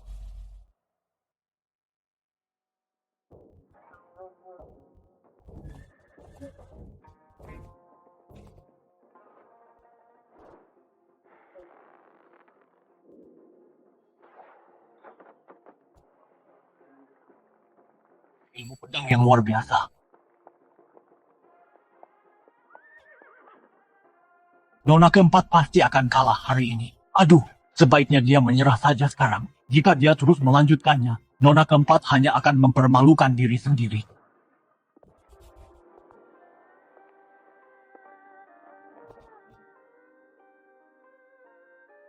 Yang Lingji, kenapa dia ada di sini? Pernah iri pada bangau liar, menjadi tamu di dunia fana, mencari ketenangan dalam jiwa alam dan alam liar yang murni. Aku tidak mencari kejayaan di dunia ini, hanya janji untuk menua bersama sekuntum bunga narsis.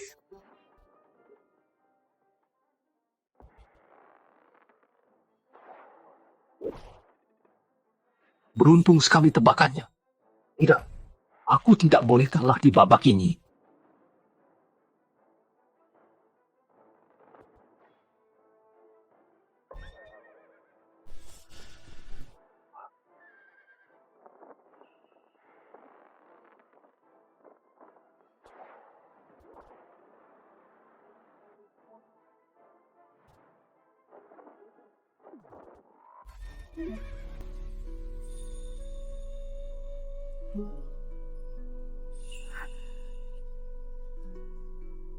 Apa kamu terluka? Tidak apa-apa.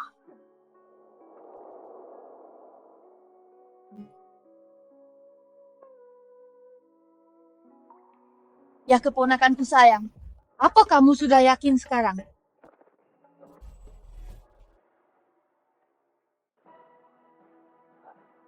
Shogun, beraninya kamu mencoba melukai orang.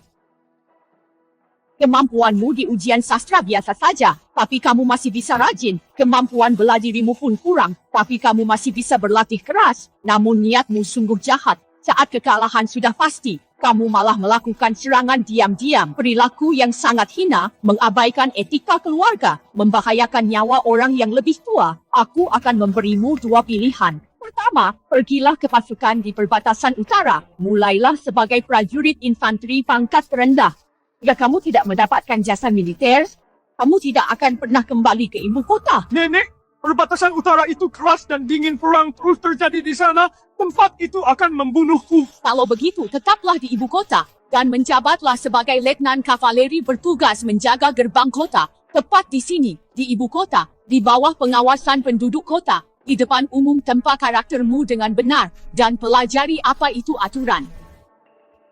Perbatasan itu tempat di mana kematian hampir pasti. Jika aku pergi, kekayaan dan kemuliaan kediaman Duke tidak akan ada hubungannya lagi denganku. Tapi jika tetap di ibu kota membiarkanku cucu tertua dari kediaman Duke menjaga gerbang kota, di mana aku harus menaruh mukaku, bagaimana aku bisa menghadapi lingkaran sosial di ibu kota? Pilih sekarang!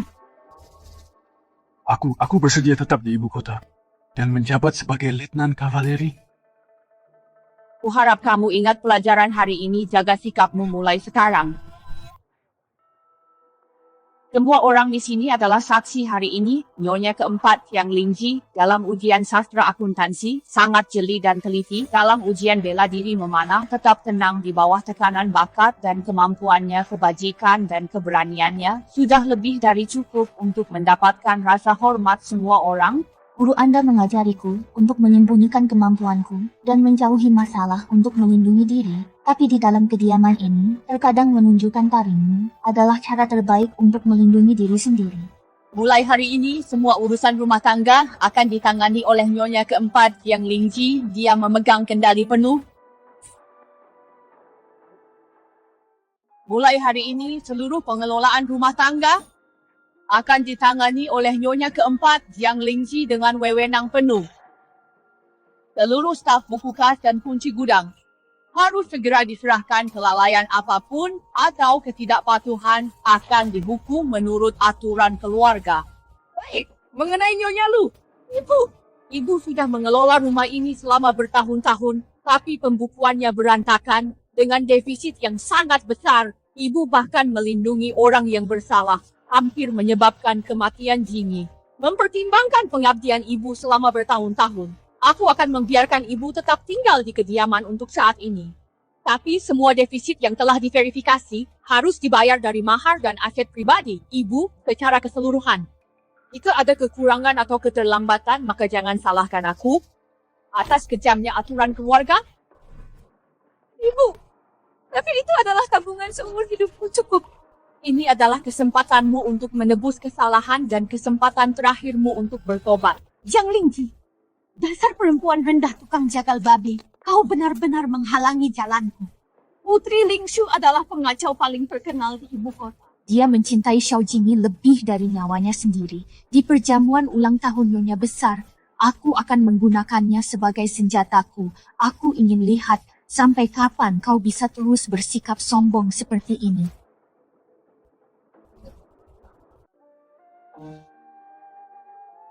Aku tidak menyangka Xiaoyan benar-benar melakukan hal seperti ini. Syukurlah kau baik-baik saja. Jangan khawatir. Bahkan jika kau tidak datang, aku pasti punya cara untuk melindungi diri. Yang Mulia, apa lukamu tertarik? Tidak apa-apa. Jatuh dari kuda itu bukan main-main. Tahukah kau bahwa saat itu, jantungku rasanya hampir berhenti. Sudah. Aku sungguh baik-baik saja. Guruku mengajariku ilmu rahasianya. Aku sudah menguasai seluruh ajarannya. Orang biasa tidak akan bisa menyentuhku. Gurumu itu benar-benar orang hebat yang tersembunyi. Guru, semua orang bilang dulu guru adalah jenderal besar gerbang Shenwu. Itu luar biasa sekali. Sebelum menjadi jenderal, aku menjadi pejabat sipil selama beberapa tahun. Gadis kecil, di dunia ini ilmu sastra dan bela diri bagaikan dua roda kereta. Keduanya tidak bisa dipisahkan. Belajarlah dengan giat bersamaku, agar kau punya lebih banyak pilihan di masa depan, sehingga kau tidak akan dikendalikan orang lain. Xiaoji, perhatikan baik-baik. Pertempuran di medan perang dan tukang jagal yang memotong sapi memiliki prinsip yang sama. Semuanya tentang mengikuti alur dan mencari celah. Jurus ini pemecah pasukan menyerang langsung ke tengah mengenai sasaran dalam sekali serang. Soal dia hanyalah pensiunan pejabat. Dari dinasti sebelumnya, dia hanya lebih suka hidup tenang. Dia melihatku sendirian di desa, jadi dia mengajariku beberapa keahlian bertahan hidup. Bagaimana dengan keluargamu? Ibuku sudah meninggal tepat setelah melahirkanku. Ayahku membenciku dan mengirimku ke desa.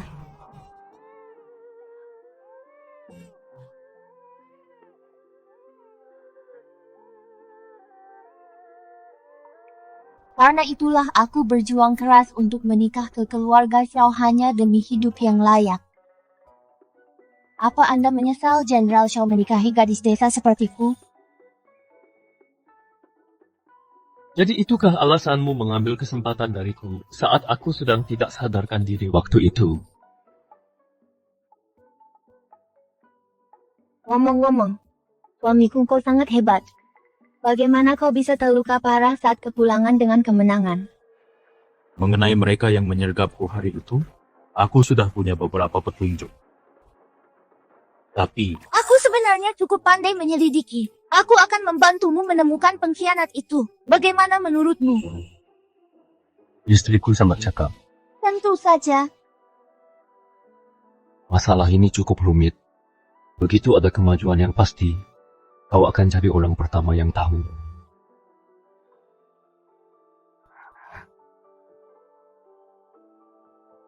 Aneh sekali. Ada apa denganku?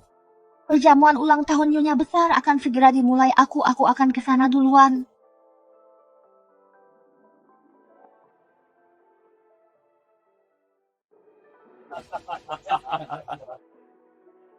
Putri Rui telah tiba, Putri Lingsu telah tiba.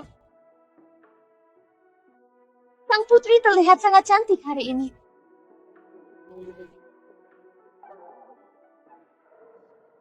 Jadi ini gadis desa itu yang merebut kakak Jingiku. Aku sangat setia padanya, tapi dia malah menikahi makhluk seperti dia. Anda pasti nyonya keempat. Saya sudah banyak mendengar tentang Anda. Anda memang berbeda, aura Anda cukup unik.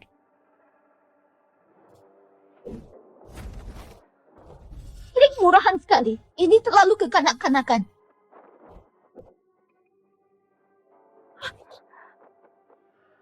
Jiang Lingji, beraninya kau berani mendorongku. Mohon bersikap masuk akal putri. Salahkan saja lantainya yang licin. Atau mungkin gaun megahmu itu sangat menyilaukan. Hingga membuatmu kehilangan keseimbangan. Bukankah begitu? Harap tenang yang mulia. Silakan duduk, perjamuan akan segera dimulai.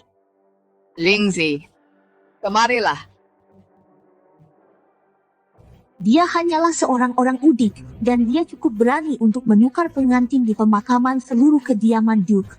Bukankah seharusnya mereka membencinya? Mereka pasti melakukannya demi kakak Jingi. Kakak Jingi tidak mungkin menyukai wanita seperti dia pasti terpaksa.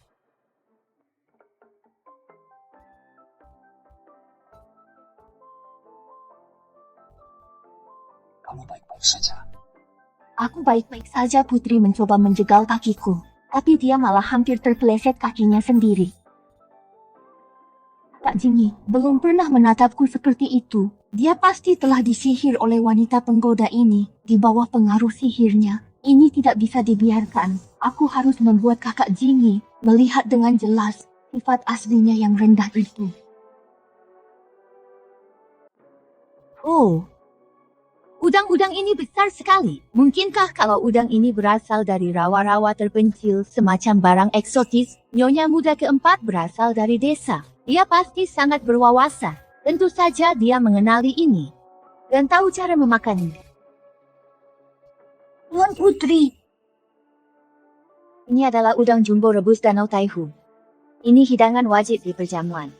Sepertinya Tuan Putri kurang pengalaman sampai tidak mengenali hidangan lezat yang umum seperti ini. Lingzi, karena kamu sangat memahaminya, kamu harus mengajari Tuan Putri cara memakannya. Dan tunjukkan etiket yang benar dari keluarga Xiao kita. Ambilkan air dan handuk untuk mencuci tangan. Ini enak tapi ada cara yang benar untuk memakannya. Harus dipadukan dengan saus cuka jahe untuk menghilangkan bau amis dan menonjolkan rasanya. Urat udang itu kotor dan harus dibuang sebelum dimakan. Kepala udang itu tajam jadi harus berhati-hati. Jika tidak tahu caranya dan mengupasnya sembarangan, bukan hanya jari akan tertusuk dan sarinya memuncrat kemana-mana, tapi juga akan kehilangan keanggunan.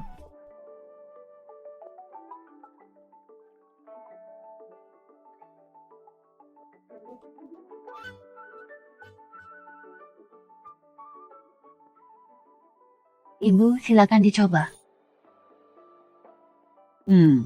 Memang terasa segar dan manis. Lingzi benar-benar teliti dan perhatian. Gadis tukang jagal sialan. Apa kamu begitu bangga dengan keahlian pisaumu? Aku kesal sekali.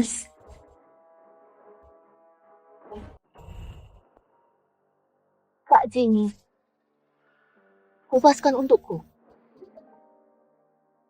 Gadis jagal, kau kalah mata Kak Jenny hanya tertuju padaku. Sudah kuduga sikap baik Kak Jenny padanya. Pasti hanya sandiwara. Orang yang dia cintai pasti adalah aku. Aku tahu Kak Jenny memperlakuanku dengan paling baik. Kak Jenny, aku sudah mencintaimu sejak kecil. Saat aku mendengar kabar kematianmu, hatiku hancur. Aku bahkan pergi ke biara untuk mendoakanmu selama sebulan. Itu sudah pasti. Semua orang di ibu kota tahu Tuan Putri selalu sangat mencintaimu, kakak keempat.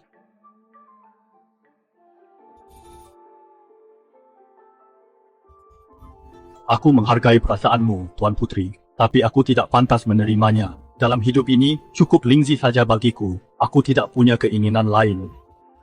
Udang yang kuberikan padamu, kau malah mengupaskannya untuk dia. Gadis jagal seperti dia tidak pantas mendapatkannya.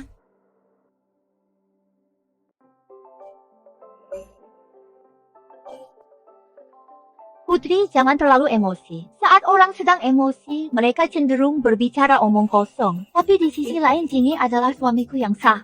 Dia mengupaskan udang untukku. Itu namanya kemesraan yang romantis. Itu sangat wajar dan sah. Bahkan rasanya manis sekali. Istriku benar sekali, aku mengupaskan udang ini untukmu dengan senang hati. Kenapa aku merasa mengupas udang ini jauh lebih memuaskan daripada meninjau laporan militer? Jika Anda iri, Putri, mengapa tidak minta permaisuri untuk mencarikankan Anda seorang pengupas udang pribadi? Nanti boro-boro cuma kupas udang, bahkan akan ada yang mengupaskan kenari untuk Anda. Tidak perlu menatap dengan iri ke piring kami. Kamu, beraninya kau menghinaku. Ibu-ibuku tidak akan pernah membiarkan gadis tukang jagal ini lolos begitu saja. Cukup sehebat apapun Xiao Jingyi, dia ditakdirkan berumur pendek. Sebaiknya lupakan saja dia. Tapi hari ini kita memang salah. Kita harus memberi keluarga Xiao jalan keluar. Suer, diamlah sekarang. Belum cukupkah kau mempermalukan diri sendiri? Shu'er masih muda dan belum dewasa. Gelang ini adalah upeti dari wilayah barat. Ini adalah giok jenis es hangat di musim dingin dan sejuk di musim panas. Sangat baik untuk kesehatan. Anggaplah ini hadiah untuk nyonya keempat, untuk menenangkan hatinya. Bukannya membantuku, ibu malah mencoba menyenangkan gadis tukang jagal itu. Apa ibu sedang kena guna-guna? Nyonya keempat, maafkan dan lupakanlah mengenai masalah hari ini. Mari kita akhiri saja sampai di sini. Ibu benar-benar sudah gila. Itu giok jenis es yang tidak bisa kudapatkan meski sudah memohon saat upacara kedewasaanku. Bagaimana bisa ibu memberikannya pada gadis tukang jagal itu? Oh gadis tukang jagal, jika kau tahu diri, segera serahkan itu. Yang mulia terlalu baik. Tuan Putri begitu polos dan ceria. Mana mungkin aku menyalahkannya? Mengenai gelang ini, baiklah, aku akan menerimanya. Tuan Putri, jika nanti Anda ingin makan udang, jangan ragu untuk mampir ke kediaman kami. Kapan saja, aku akan meminta koki mengajari Anda dengan baik cara mengupasnya. Suamiku, kamu baru saja sembuh dari luka-lukamu. Tabib Sakti, mau berpesan bahwa kamu harus makan makanan yang ringan untuk memperkuat stamina dan vitalitasmu. Hanya dengan begitu akan bermanfaat bagi masa depan keluarga Xiao kita untuk meneruskan garis keturunan keluarga. Bunga bakung ini menenangkan saraf dan ubi ini baik untuk limpa. Makanlah lebih banyak, hanya saat kamu sehat, kamu bisa tetap berada di sisiku. Tidak tahu malu sekali. Mengatakan hal seperti itu secara terang-terangan di depan umum. Istriku hanya menyampaikan pesan tabib. Apa yang salah dengan itu? Apakah Tuan Putri lebih tahu soal kesehatan daripada sang tabib sakti sendiri?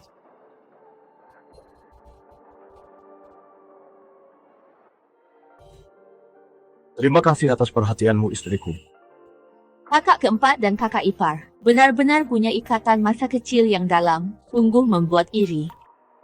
Namun kalian sudah menikah cukup lama sekarang, meskipun sangat mesra setiap hari. Kenapa perut kakak ipar belum menunjukkan tanda-tanda kehamilan? Mungkinkah langit pun merasa bahwa beberapa hal tidak bisa dipaksakan? Lagi pula, status sosial kalian berbeda dan kalian bukan pasangan yang serasi. Astaga, terima kasih sudah mengingatkan. Kakak ipar sulung omong-omong Dewi Kuan Yin pemberi anak di Gunung Hongluo. Katanya sangat manjur, terutama jika orang yang diberkati pergi berdoa, tidak pernah gagal. Itu memang benar. Dan jika bicara soal diberkati, siapa yang bisa menandingi Anda, kakak ipar?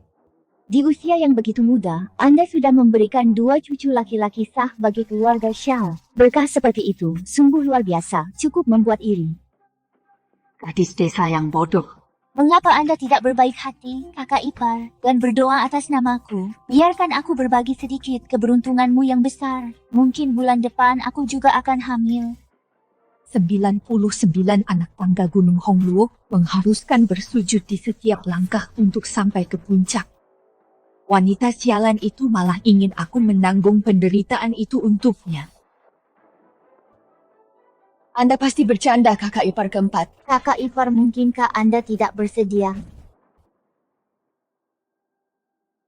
Lingzi, meskipun aku ingin membantumu, aku takut malah akan merusak kesempatanmu. Ketulusan akan membuahkan hasil. Sebenarnya aku khawatir kalau kakak ipar tidak tulus.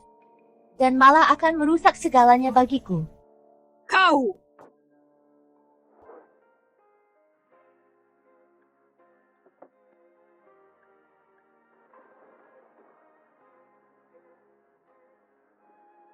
Aziz, apa kau bersikap baik padaku hanya supaya kau bisa punya anak untuk mengamankan posisimu di keluarga Xiao?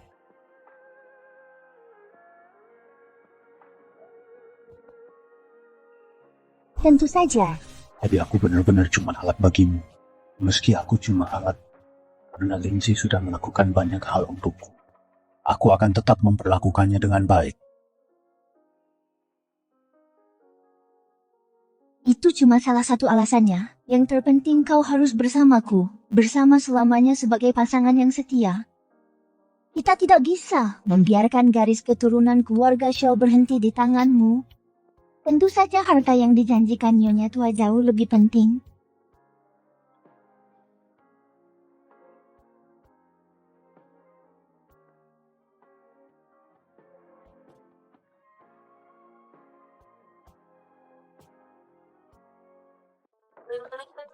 Aku datang ke kediaman Xiao untuk menemuimu. Lihat apa yang kubawakan untukmu. Ini sesuatu yang istimewa. Ini adalah salep kulit giok. Produk khusus dari perbatasan selatan, khasiat penyembuhan dan regenerasi kulitnya sangat luar biasa. Bekas luka pedang dan parang di tubuhmu itu, sekali oles, kulitmu akan semulus kulit pria tampan. Tuan Putri, tolong jaga martabat Anda. Saya sudah beristri. Tidak apa-apa, Jimmy. Aku bisa menunggu, aku tahu kau menyukaiku. Saya hendak mandi dan beristirahat. Silakan pergi, Tuan Putri. Ini aku tahu kau tidak tega membiarkanku pergi.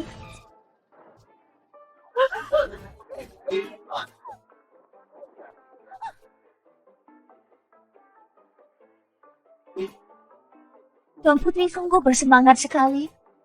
Tapi sebelum menyerahkan diri pada seseorang, Anda harus membuka mata dan melihat dengan jelas. Aku pernah dengar soal salah menikahi orang, tapi belum pernah dengar soal salah menerkam suami orang. Tuan Putri, berhentilah menggangguku. Bahkan jika aku tidak menikahi Lingzi, aku tidak akan pernah menyukaimu. Jimmy, aku datang ke sini dengan niat baik. Dan kau mempermalukanku seperti ini di depan umum. Aku tidak menyangka hal ini, Jenderal ternyata punya banyak pengagum ya. Istriku sayang, tolong jangan menggodaku.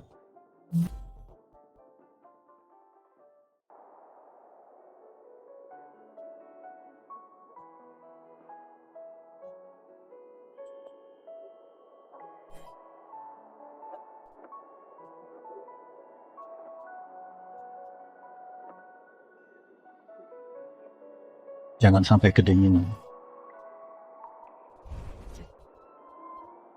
Saat aku tinggal di desa dulu, musim dingin di sana jauh lebih dingin dari ini. Lingzi, mulai sekarang setiap musim dingin, aku tidak akan pernah membiarkanmu merasakan dingin lagi. Waktu kecil aku sering iri pada orang lain karena mereka punya keluarga yang menyayangi mereka. Aku tidak pernah menyangka suatu hari nanti aku juga akan memiliki ini. Bekas luka ini apa masih sakit? Ini cuma luka luar saja. Sudah lama sembuh kok. Luka-luka ini ada yang didapat saat aku di Beijing.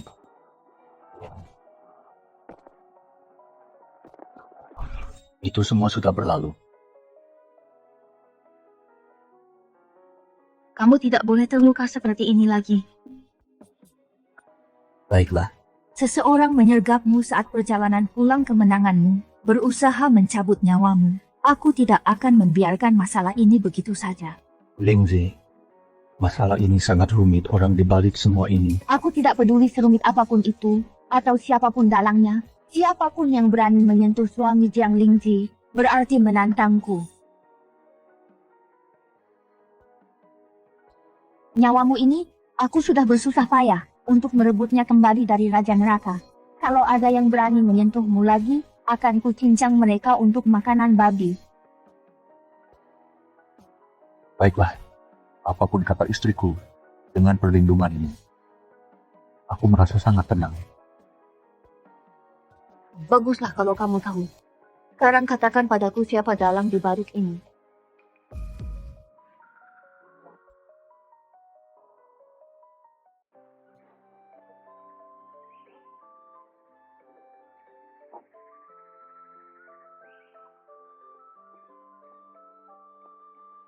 Dasar gadis tukang jaga, jangan pikir hanya karena Jimmy melindungimu, kau benar-benar sudah menjadi burung Phoenix. Masalah di kediaman Xiao sangatlah rumit, hati-hati jangan sampai tenggelam. Tuan Putri sangat perhatian sekali, sampai-sampai mengkhawatirkan apakah aku bisa berenang. Tapi sedalam apapun air di sini, tidak akan sedalam kelicikanmu. Kau lancang sekali mulutmu. Akan kuberi kau pelajaran hari ini tentang tata krama dan aturan pengawal tampar wajahnya. Tunggu sebentar. Kulitku ini cukup tebal. Aku takut itu malah akan melukai tanganmu. Tapi sebaiknya Anda berpikir 2 kali, Tuan Putri. Jika tamparan ini mendarat, Anda tidak hanya memukul wajahku, tapi juga hubungan antara keluarga Xiao dan kediaman Pangeran Rui. Mohon tenanglah, Tuan Putri. Kakak Tuan Putri adalah keturunan bangsawan. Sudah sewajarnya kakak mengalah sedikit. Tidak bijaksana untuk melawan, bagaimana kalau begini?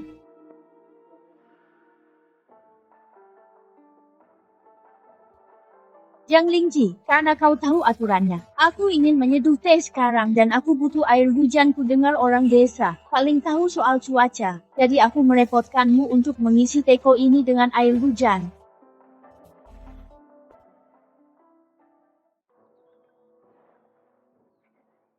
Kakak, kaulah yang paling terampil. Tugas sekecil ini pasti bukan masalah bagimu. Karena Tuan Putri sudah memberi perintah. Mana berani aku membangkang mengumpulkan air hujan ini. Semuanya tergantung waktu yang tepat. Tidak bisa terburu-buru. Aku mohon Tuan Putri pindah ke pavilion dan silakan duduk serta menunggu dengan sabar.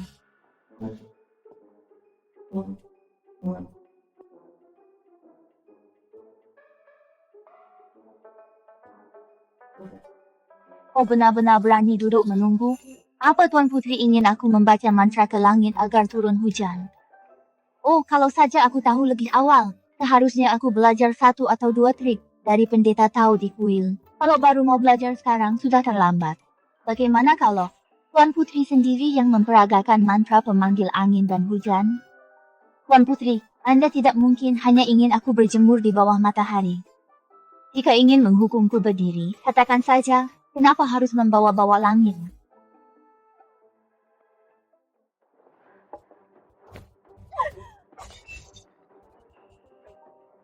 Kamu benar-benar tidak masuk akal. Aku rasa kamu hanya sengaja mengabaikanku. Beginikah cara kediaman Xiao memperlakukan kamu? Tuan Putri Teko ini sedang menangis sekarang. Ia sudah menunggu begitu lama, tapi tidak mendapatkan air hujan. Malah berakhir dengan hancur berkeping-keping. Aku baru saja mendengar seseorang mempertanyakan keramah-tamahan kediaman Xiao. Nyonya besar. Aku hanya ingin Nyonya keempat mengambilkan air hujan untuk teh. Tapi dia terus mencari alasan. Nenek, tolong berikan keadilan. Tuan Putri hanya bicara apa adanya. Mungkin kakak ipar keempat, karena pernah tinggal di desa kurang memiliki selera yang tinggi. Memang benar kami orang desa sangat praktis. Tidak seperti orang-orang tertentu yang bersikeras menampung hujan di hari cerah dan menghancurkan teko saat tidak bisa melakukannya. Aku tentu tidak bisa mempelajari kehalusan seperti itu. Tuan Putri, air hujan adalah anugerah dari langit. Hari ini cuacanya sangat cerah. Bagaimana kamu bisa mengharapkan Lingzi untuk mendatangkan hujan dan kamu bahkan menghancurkan teko giok putih kekaisaran ini? Saya tidak tahu kalau ini adalah hadiah pemberian kaisar. Tuan Putri sedang tidak enak hati hari ini. Tinggal di kediaman ini hanya akan menambah kekesalannya. Sebaiknya dia kembali ke kediaman pangeran agar bisa menenangkan pikirannya. Pengawal antar tamu ini keluar. Yang Lingzi lihat saja nanti. Dia tidak tahu. Tapi kau pasti juga sudah tahu. Jika bukan karena bimbinganmu, Tuan Putri terlahir dari kaum bangsawan. Bagaimana mungkin dia terpikir cara yang begitu unik dan elegan ini? Jiang Lingyuan, sebagai menantu keluarga Xiao, kau sungguh tidak bijaksana. Bukannya membimbing ke jalan yang benar, kau malah memanas-manasi hingga menyebabkan kekacauan ini. Nenek, Mulai hari ini salin nasihat untuk wanita 50 kali sehari, renungkan kesalahanmu. Nenek, aku tahu aku salah, Nenek. Mohon belas kasihannya.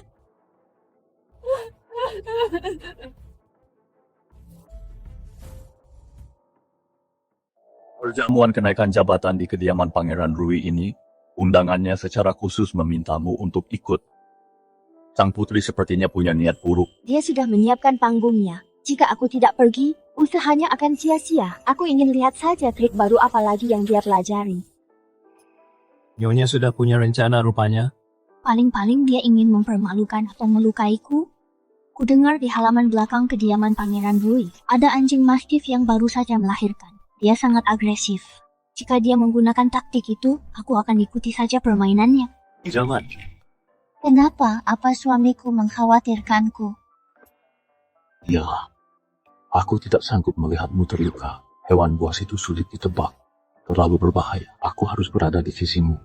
Jangan khawatir suamiku, aku tidak akan membiarkan apapun terjadi padaku. Cue yang akan ada di sana untuk melindungiku. Kamu ini ya nikmati saja jamuannya dan bersantailah dan tunggulah pertunjukan yang sudah kusiapkan untukmu.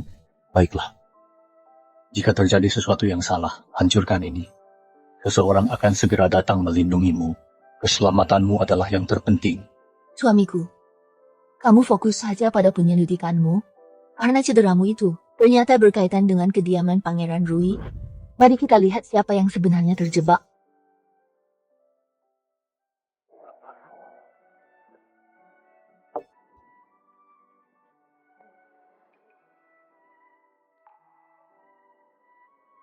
Kawan, sesuatu terjadi pada dirinya.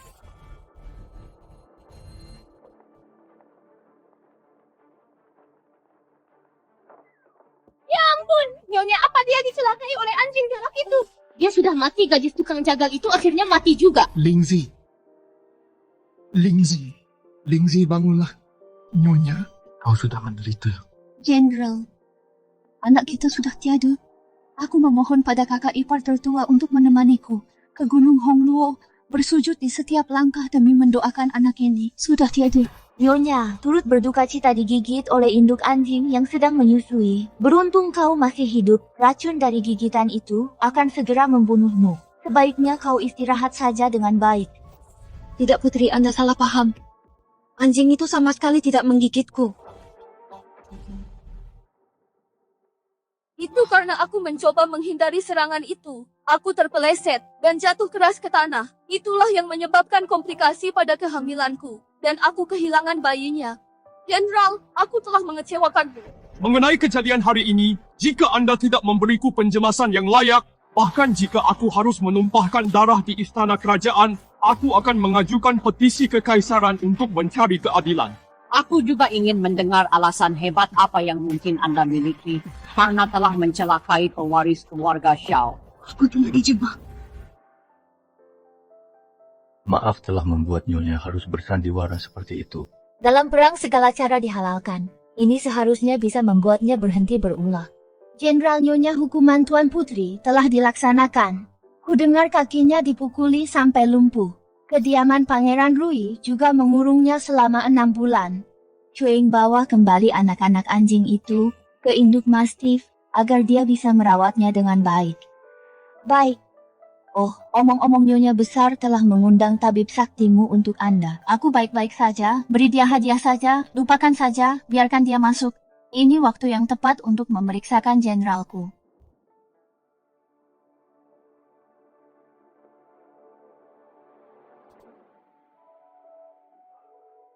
Aneh sekali. Tabib Sakti bagaimana keadaannya?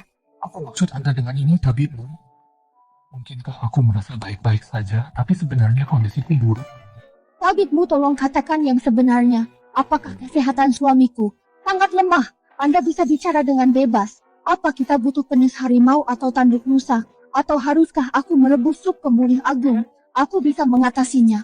Paling buruk, aku akan menggadaikan mas kawinku untuk memastikan dia kembali sehat dan kuat.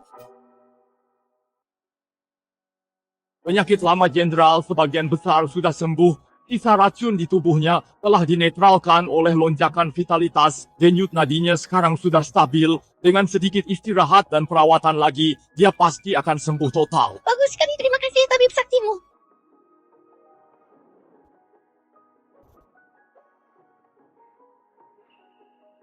Tolong rahasiakan ini, Tabib Sakti. Katakan pada orang lain kalau luka lamaku belum sembuh. Dan aku butuh istirahat total. Dimengerti. Hanya saja pemulihan seperti ini belum pernah terdengar dalam kitab pengobatan. Ini semua berkat istriku yang membawakanku keberuntungan.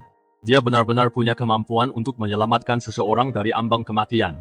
Tepat sekali, agar jenderal bisa menikahiku, dia pasti sudah mengetuk sampai aus 81 ikan kayu di kehidupan sebelumnya. Untuk mendapatkan berkah seperti ini, nasib keberuntunganku ini mungkin lebih manjur daripada jarum emasmu. Saat Raja Neraka memeriksa buku kehidupan dan kematian, dan melihat namaku, dia pasti harus menambah beberapa tahun lagi untuk umurmu. Ya. Karena itulah sebagai suamimu, aku akan selalu menjagamu seperti permata di telapak tanganku, dan melindungimu seumur hidupku. Dengan begini aku bisa melanjutkan rencanaku tanpa rasa khawatir. Pangeran Rui mengira aku lemah dan penyakitan, yang memberi kita kesempatan sempurna untuk menyerang balik. Di kompartemen tersembunyi ruang penyimpanan Pangeran Rui hari ini, kami menemukan ini segel lilin ini adalah khusus milik Tentara Utara. Dan sisa kata-kata dana militer ini? Dulu, apakah kakak sulung mengelola logistik perbekalan Tentara Utara? Mungkinkah penyergapan yang kuhadapi di utara bukanlah suatu kebetulan, melainkan karena mereka menggelapkan dana militer. Dan saat rahasianya hampir terbongkar, mereka mencoba membungkamku selamanya. Kakak sulung, mungkinkah dia juga terlibat? Ini terlalu kebetulan, Jenderal. Masalah ini harus diselidiki sampai tuntas.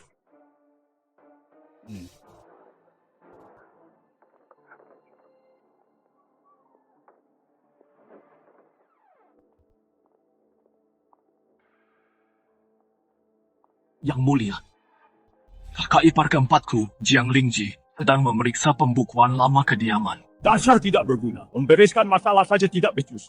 Kalau saja waktu itu kamu tidak mengacau dan meninggalkan bukti, kita tidak perlu bertindak saat Xiao Jingyi kembali dengan kemenangan untuk menjebak dan membunuhnya. Orang seperti dia. Xiao Jingyi benar-benar beruntung. Dia bahkan bisa selamat dari itu. Tapi itu tidak masalah gagal sekali. Masih ada kesempatan kedua. Upacara pemujaan langit sudah dekat. Itu saat yang tepat bagi kita untuk bertindak. Begitu kamu kembali, awasi Xiao Jingyi dan istrinya baik-baik. Jika ada pergerakan yang mencurigakan, segera lapor padaku.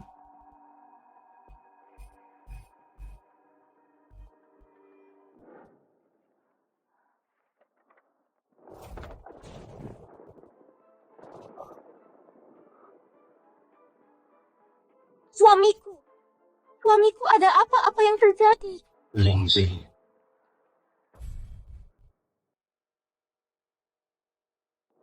Aku mendengarnya dengan telingaku sendiri. Dengar apa?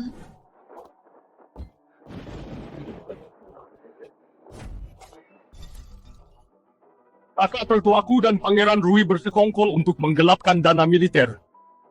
Demi kekayaan dan kekuasaan. Dia bahkan bekerja sama dengan orang luar untuk membunuhku.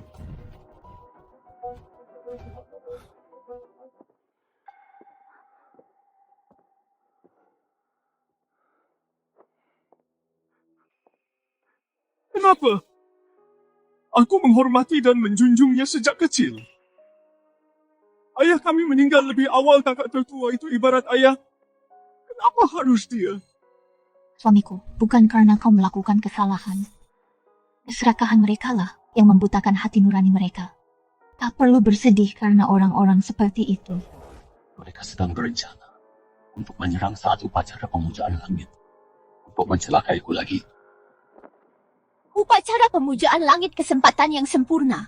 Karena mereka ingin bertindak, kita akan menjebak mereka dengan siasat mereka sendiri.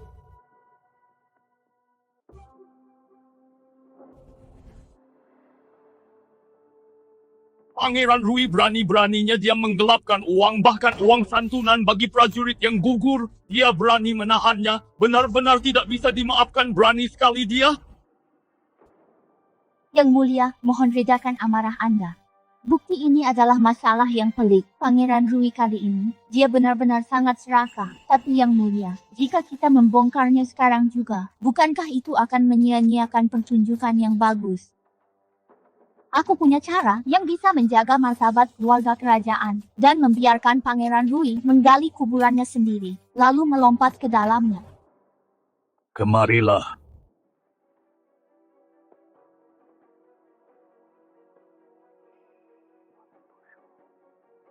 Baiklah. Aku akan melakukan sesuai saranmu. Aku ingin melihat seberapa tidak punya hati dia sebenarnya.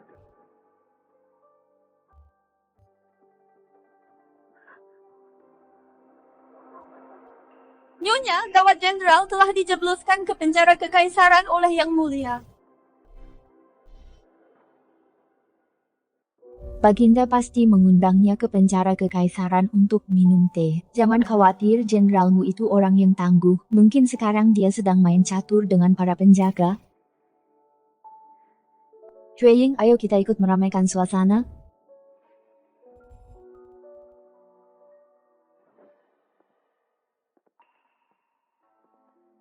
Nyonya, Anda sudah membaca sepanjang hari. Istirahatlah sebentar. Nanti mata Anda bisa rusak. Tidak bisa. Aku harus memanfaatkan situasi saat jenderal sedang di penjara. Lagi mereka sedang lengah untuk segera menemukan buku kas itu. Wah, Nyonya Lu, pantas saja aku heran kenapa kau menggelapkan begitu banyak uang, tapi kau tidak terlihat semakin kaya. Ternyata kau menyalurkan semuanya ke kediaman Pangeran Rui. Akhirnya aku menangkap basah dirimu.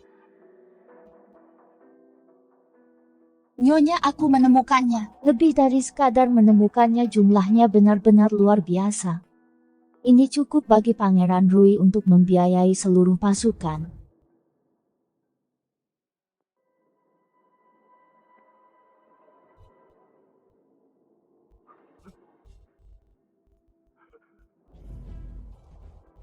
Pangeran Rui, beraninya kau berkhianat pengawal.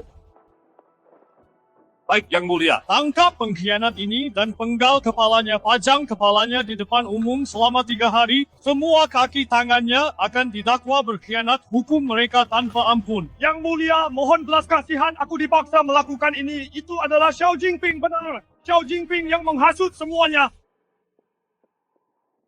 Xiao Jinping, kau bersekongkol dengan pangeran menggelapkan dana militer dan menjebak saudaramu sendiri. Kau benar-benar menjadi kaki tangan yang baik. Mengingat tidak ada bencana besar yang terjadi pada akhirnya, dan dia adalah keturunan seorang adipati, cabut semua gelar dan jabatannya, sita semua hartanya, asingkan seluruh keluarganya ke perbatasan, jangan pernah kembali ke ibu kota.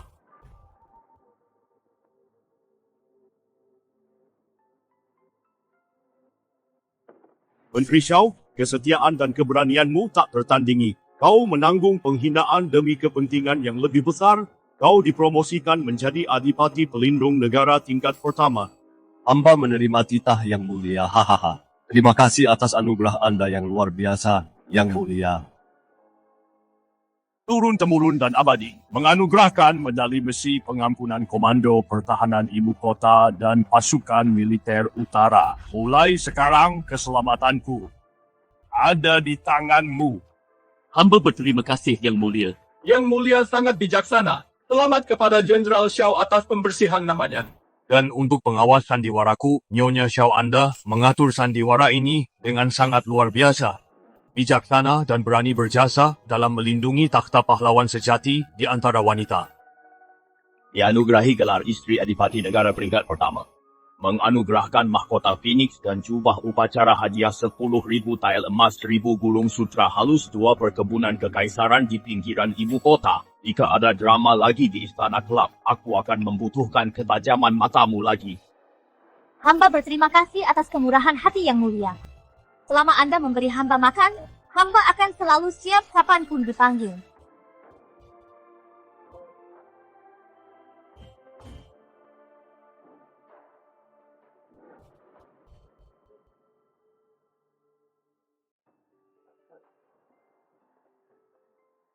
Tuan Muda keempat, Nyonya Muda keempat benar-benar pasangan yang serasi. Semua orang sangat iri Nyonya Muda keempat. Anda sungguh beruntung. Anda membawa keberuntungan bagi keluarga.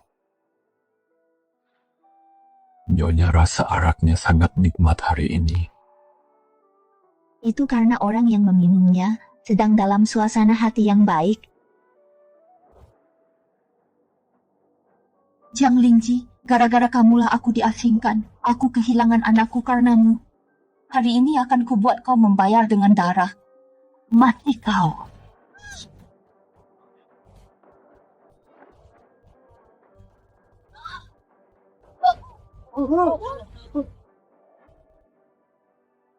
Suamiku, kau tidak apa-apa, jangan menakutiku. Perjalanan kita baru saja dimulai. Masih banyak hari yang akan kita lalui bersama. Aku mencintaimu, aku benar-benar tidak bisa hidup tanpamu. Apa yang terjadi? Minggir, biar kulihat.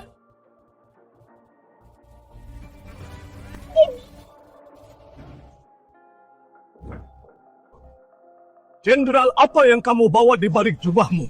Kata-kata manismu sangat merdu didengar, Nyonya. Aku ingin mendengarnya lebih banyak lagi. Bagaimana kalau aku tetap pingsan sedikit lebih lama lagi? Xiao Jingyi, kamu membuatku takut setengah mati. Beraninya kamu membohongiku. Aku tidak berbohong. Aku mengantre selama 1 jam demi kue mawar ini. Tadinya aku ingin memberimu kejutan setelah makan malam. Dan dia merusaknya begitu saja. Aku benar-benar pingsan karena sakit hati.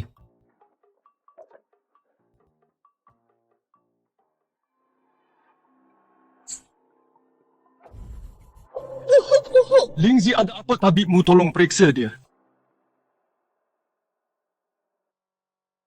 Selamat Tuan Muda keempat, selamat Nyonya Muda keempat. Nyonya Muda keempat tidak sedang sakit, beliau sedang mengandung. Dilihat dari denyut nadinya, sudah hampir 2 bulan. Ini benar-benar kebahagiaan ganda. Ini kabar yang luar biasa.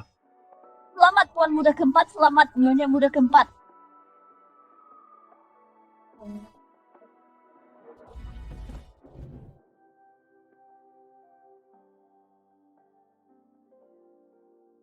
Jangan pernah menakutiku seperti itu lagi. Bagaimana jika belati itu bergeser beberapa inci saja?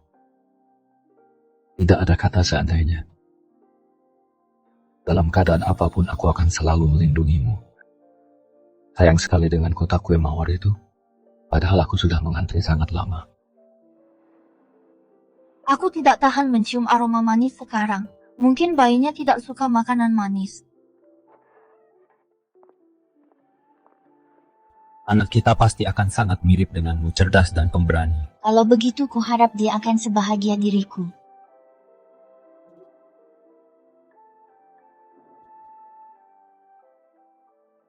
Bicara soal Nyonya Besar, dia adalah bintang keberuntungan yang turun dari langit, benar-benar luar biasa. Dia memiliki bakat luar biasa dalam menyembelih babi. Jangan tertawa, menyembelih babi adalah soal ketepatan dan ketegasan. Justru latihan inilah yang membentuk ketenangan Nyonya Besar saat tertekan, ketajaman insting dan keberaniannya. Sejak dia menikah ke kediaman Adipati, dia memulihkan kesehatan suaminya berkat keberuntungannya, membongkar konspirasi melindungi kaisar, dan membasmi para pengkhianat. Baru-baru ini hanya dengan sekotak kue mawar, dia bahkan menyelamatkan nyawa Jenderal Besar. Nyonya, sekarang julukan Anda sebagai gadis penjagal adalah simbol utama pembawa keberuntungan bagi suami di ibu kota. Bahkan para pendongeng pun tahu bahwa meski aku hanya membelikan camilan untukmu, itu bisa menyelamatkan nyawaku. Kalau begitu kau harus menyayangiku, karena aku adalah bintang keberuntunganmu. Lain kali saat membeli camilan, ingatlah untuk membeli 2 kotak, 1 untuk perlindungan diri, dan 1 lagi untuk dimakan. Baiklah. Semua sesuai keinginanmu, Nyonya.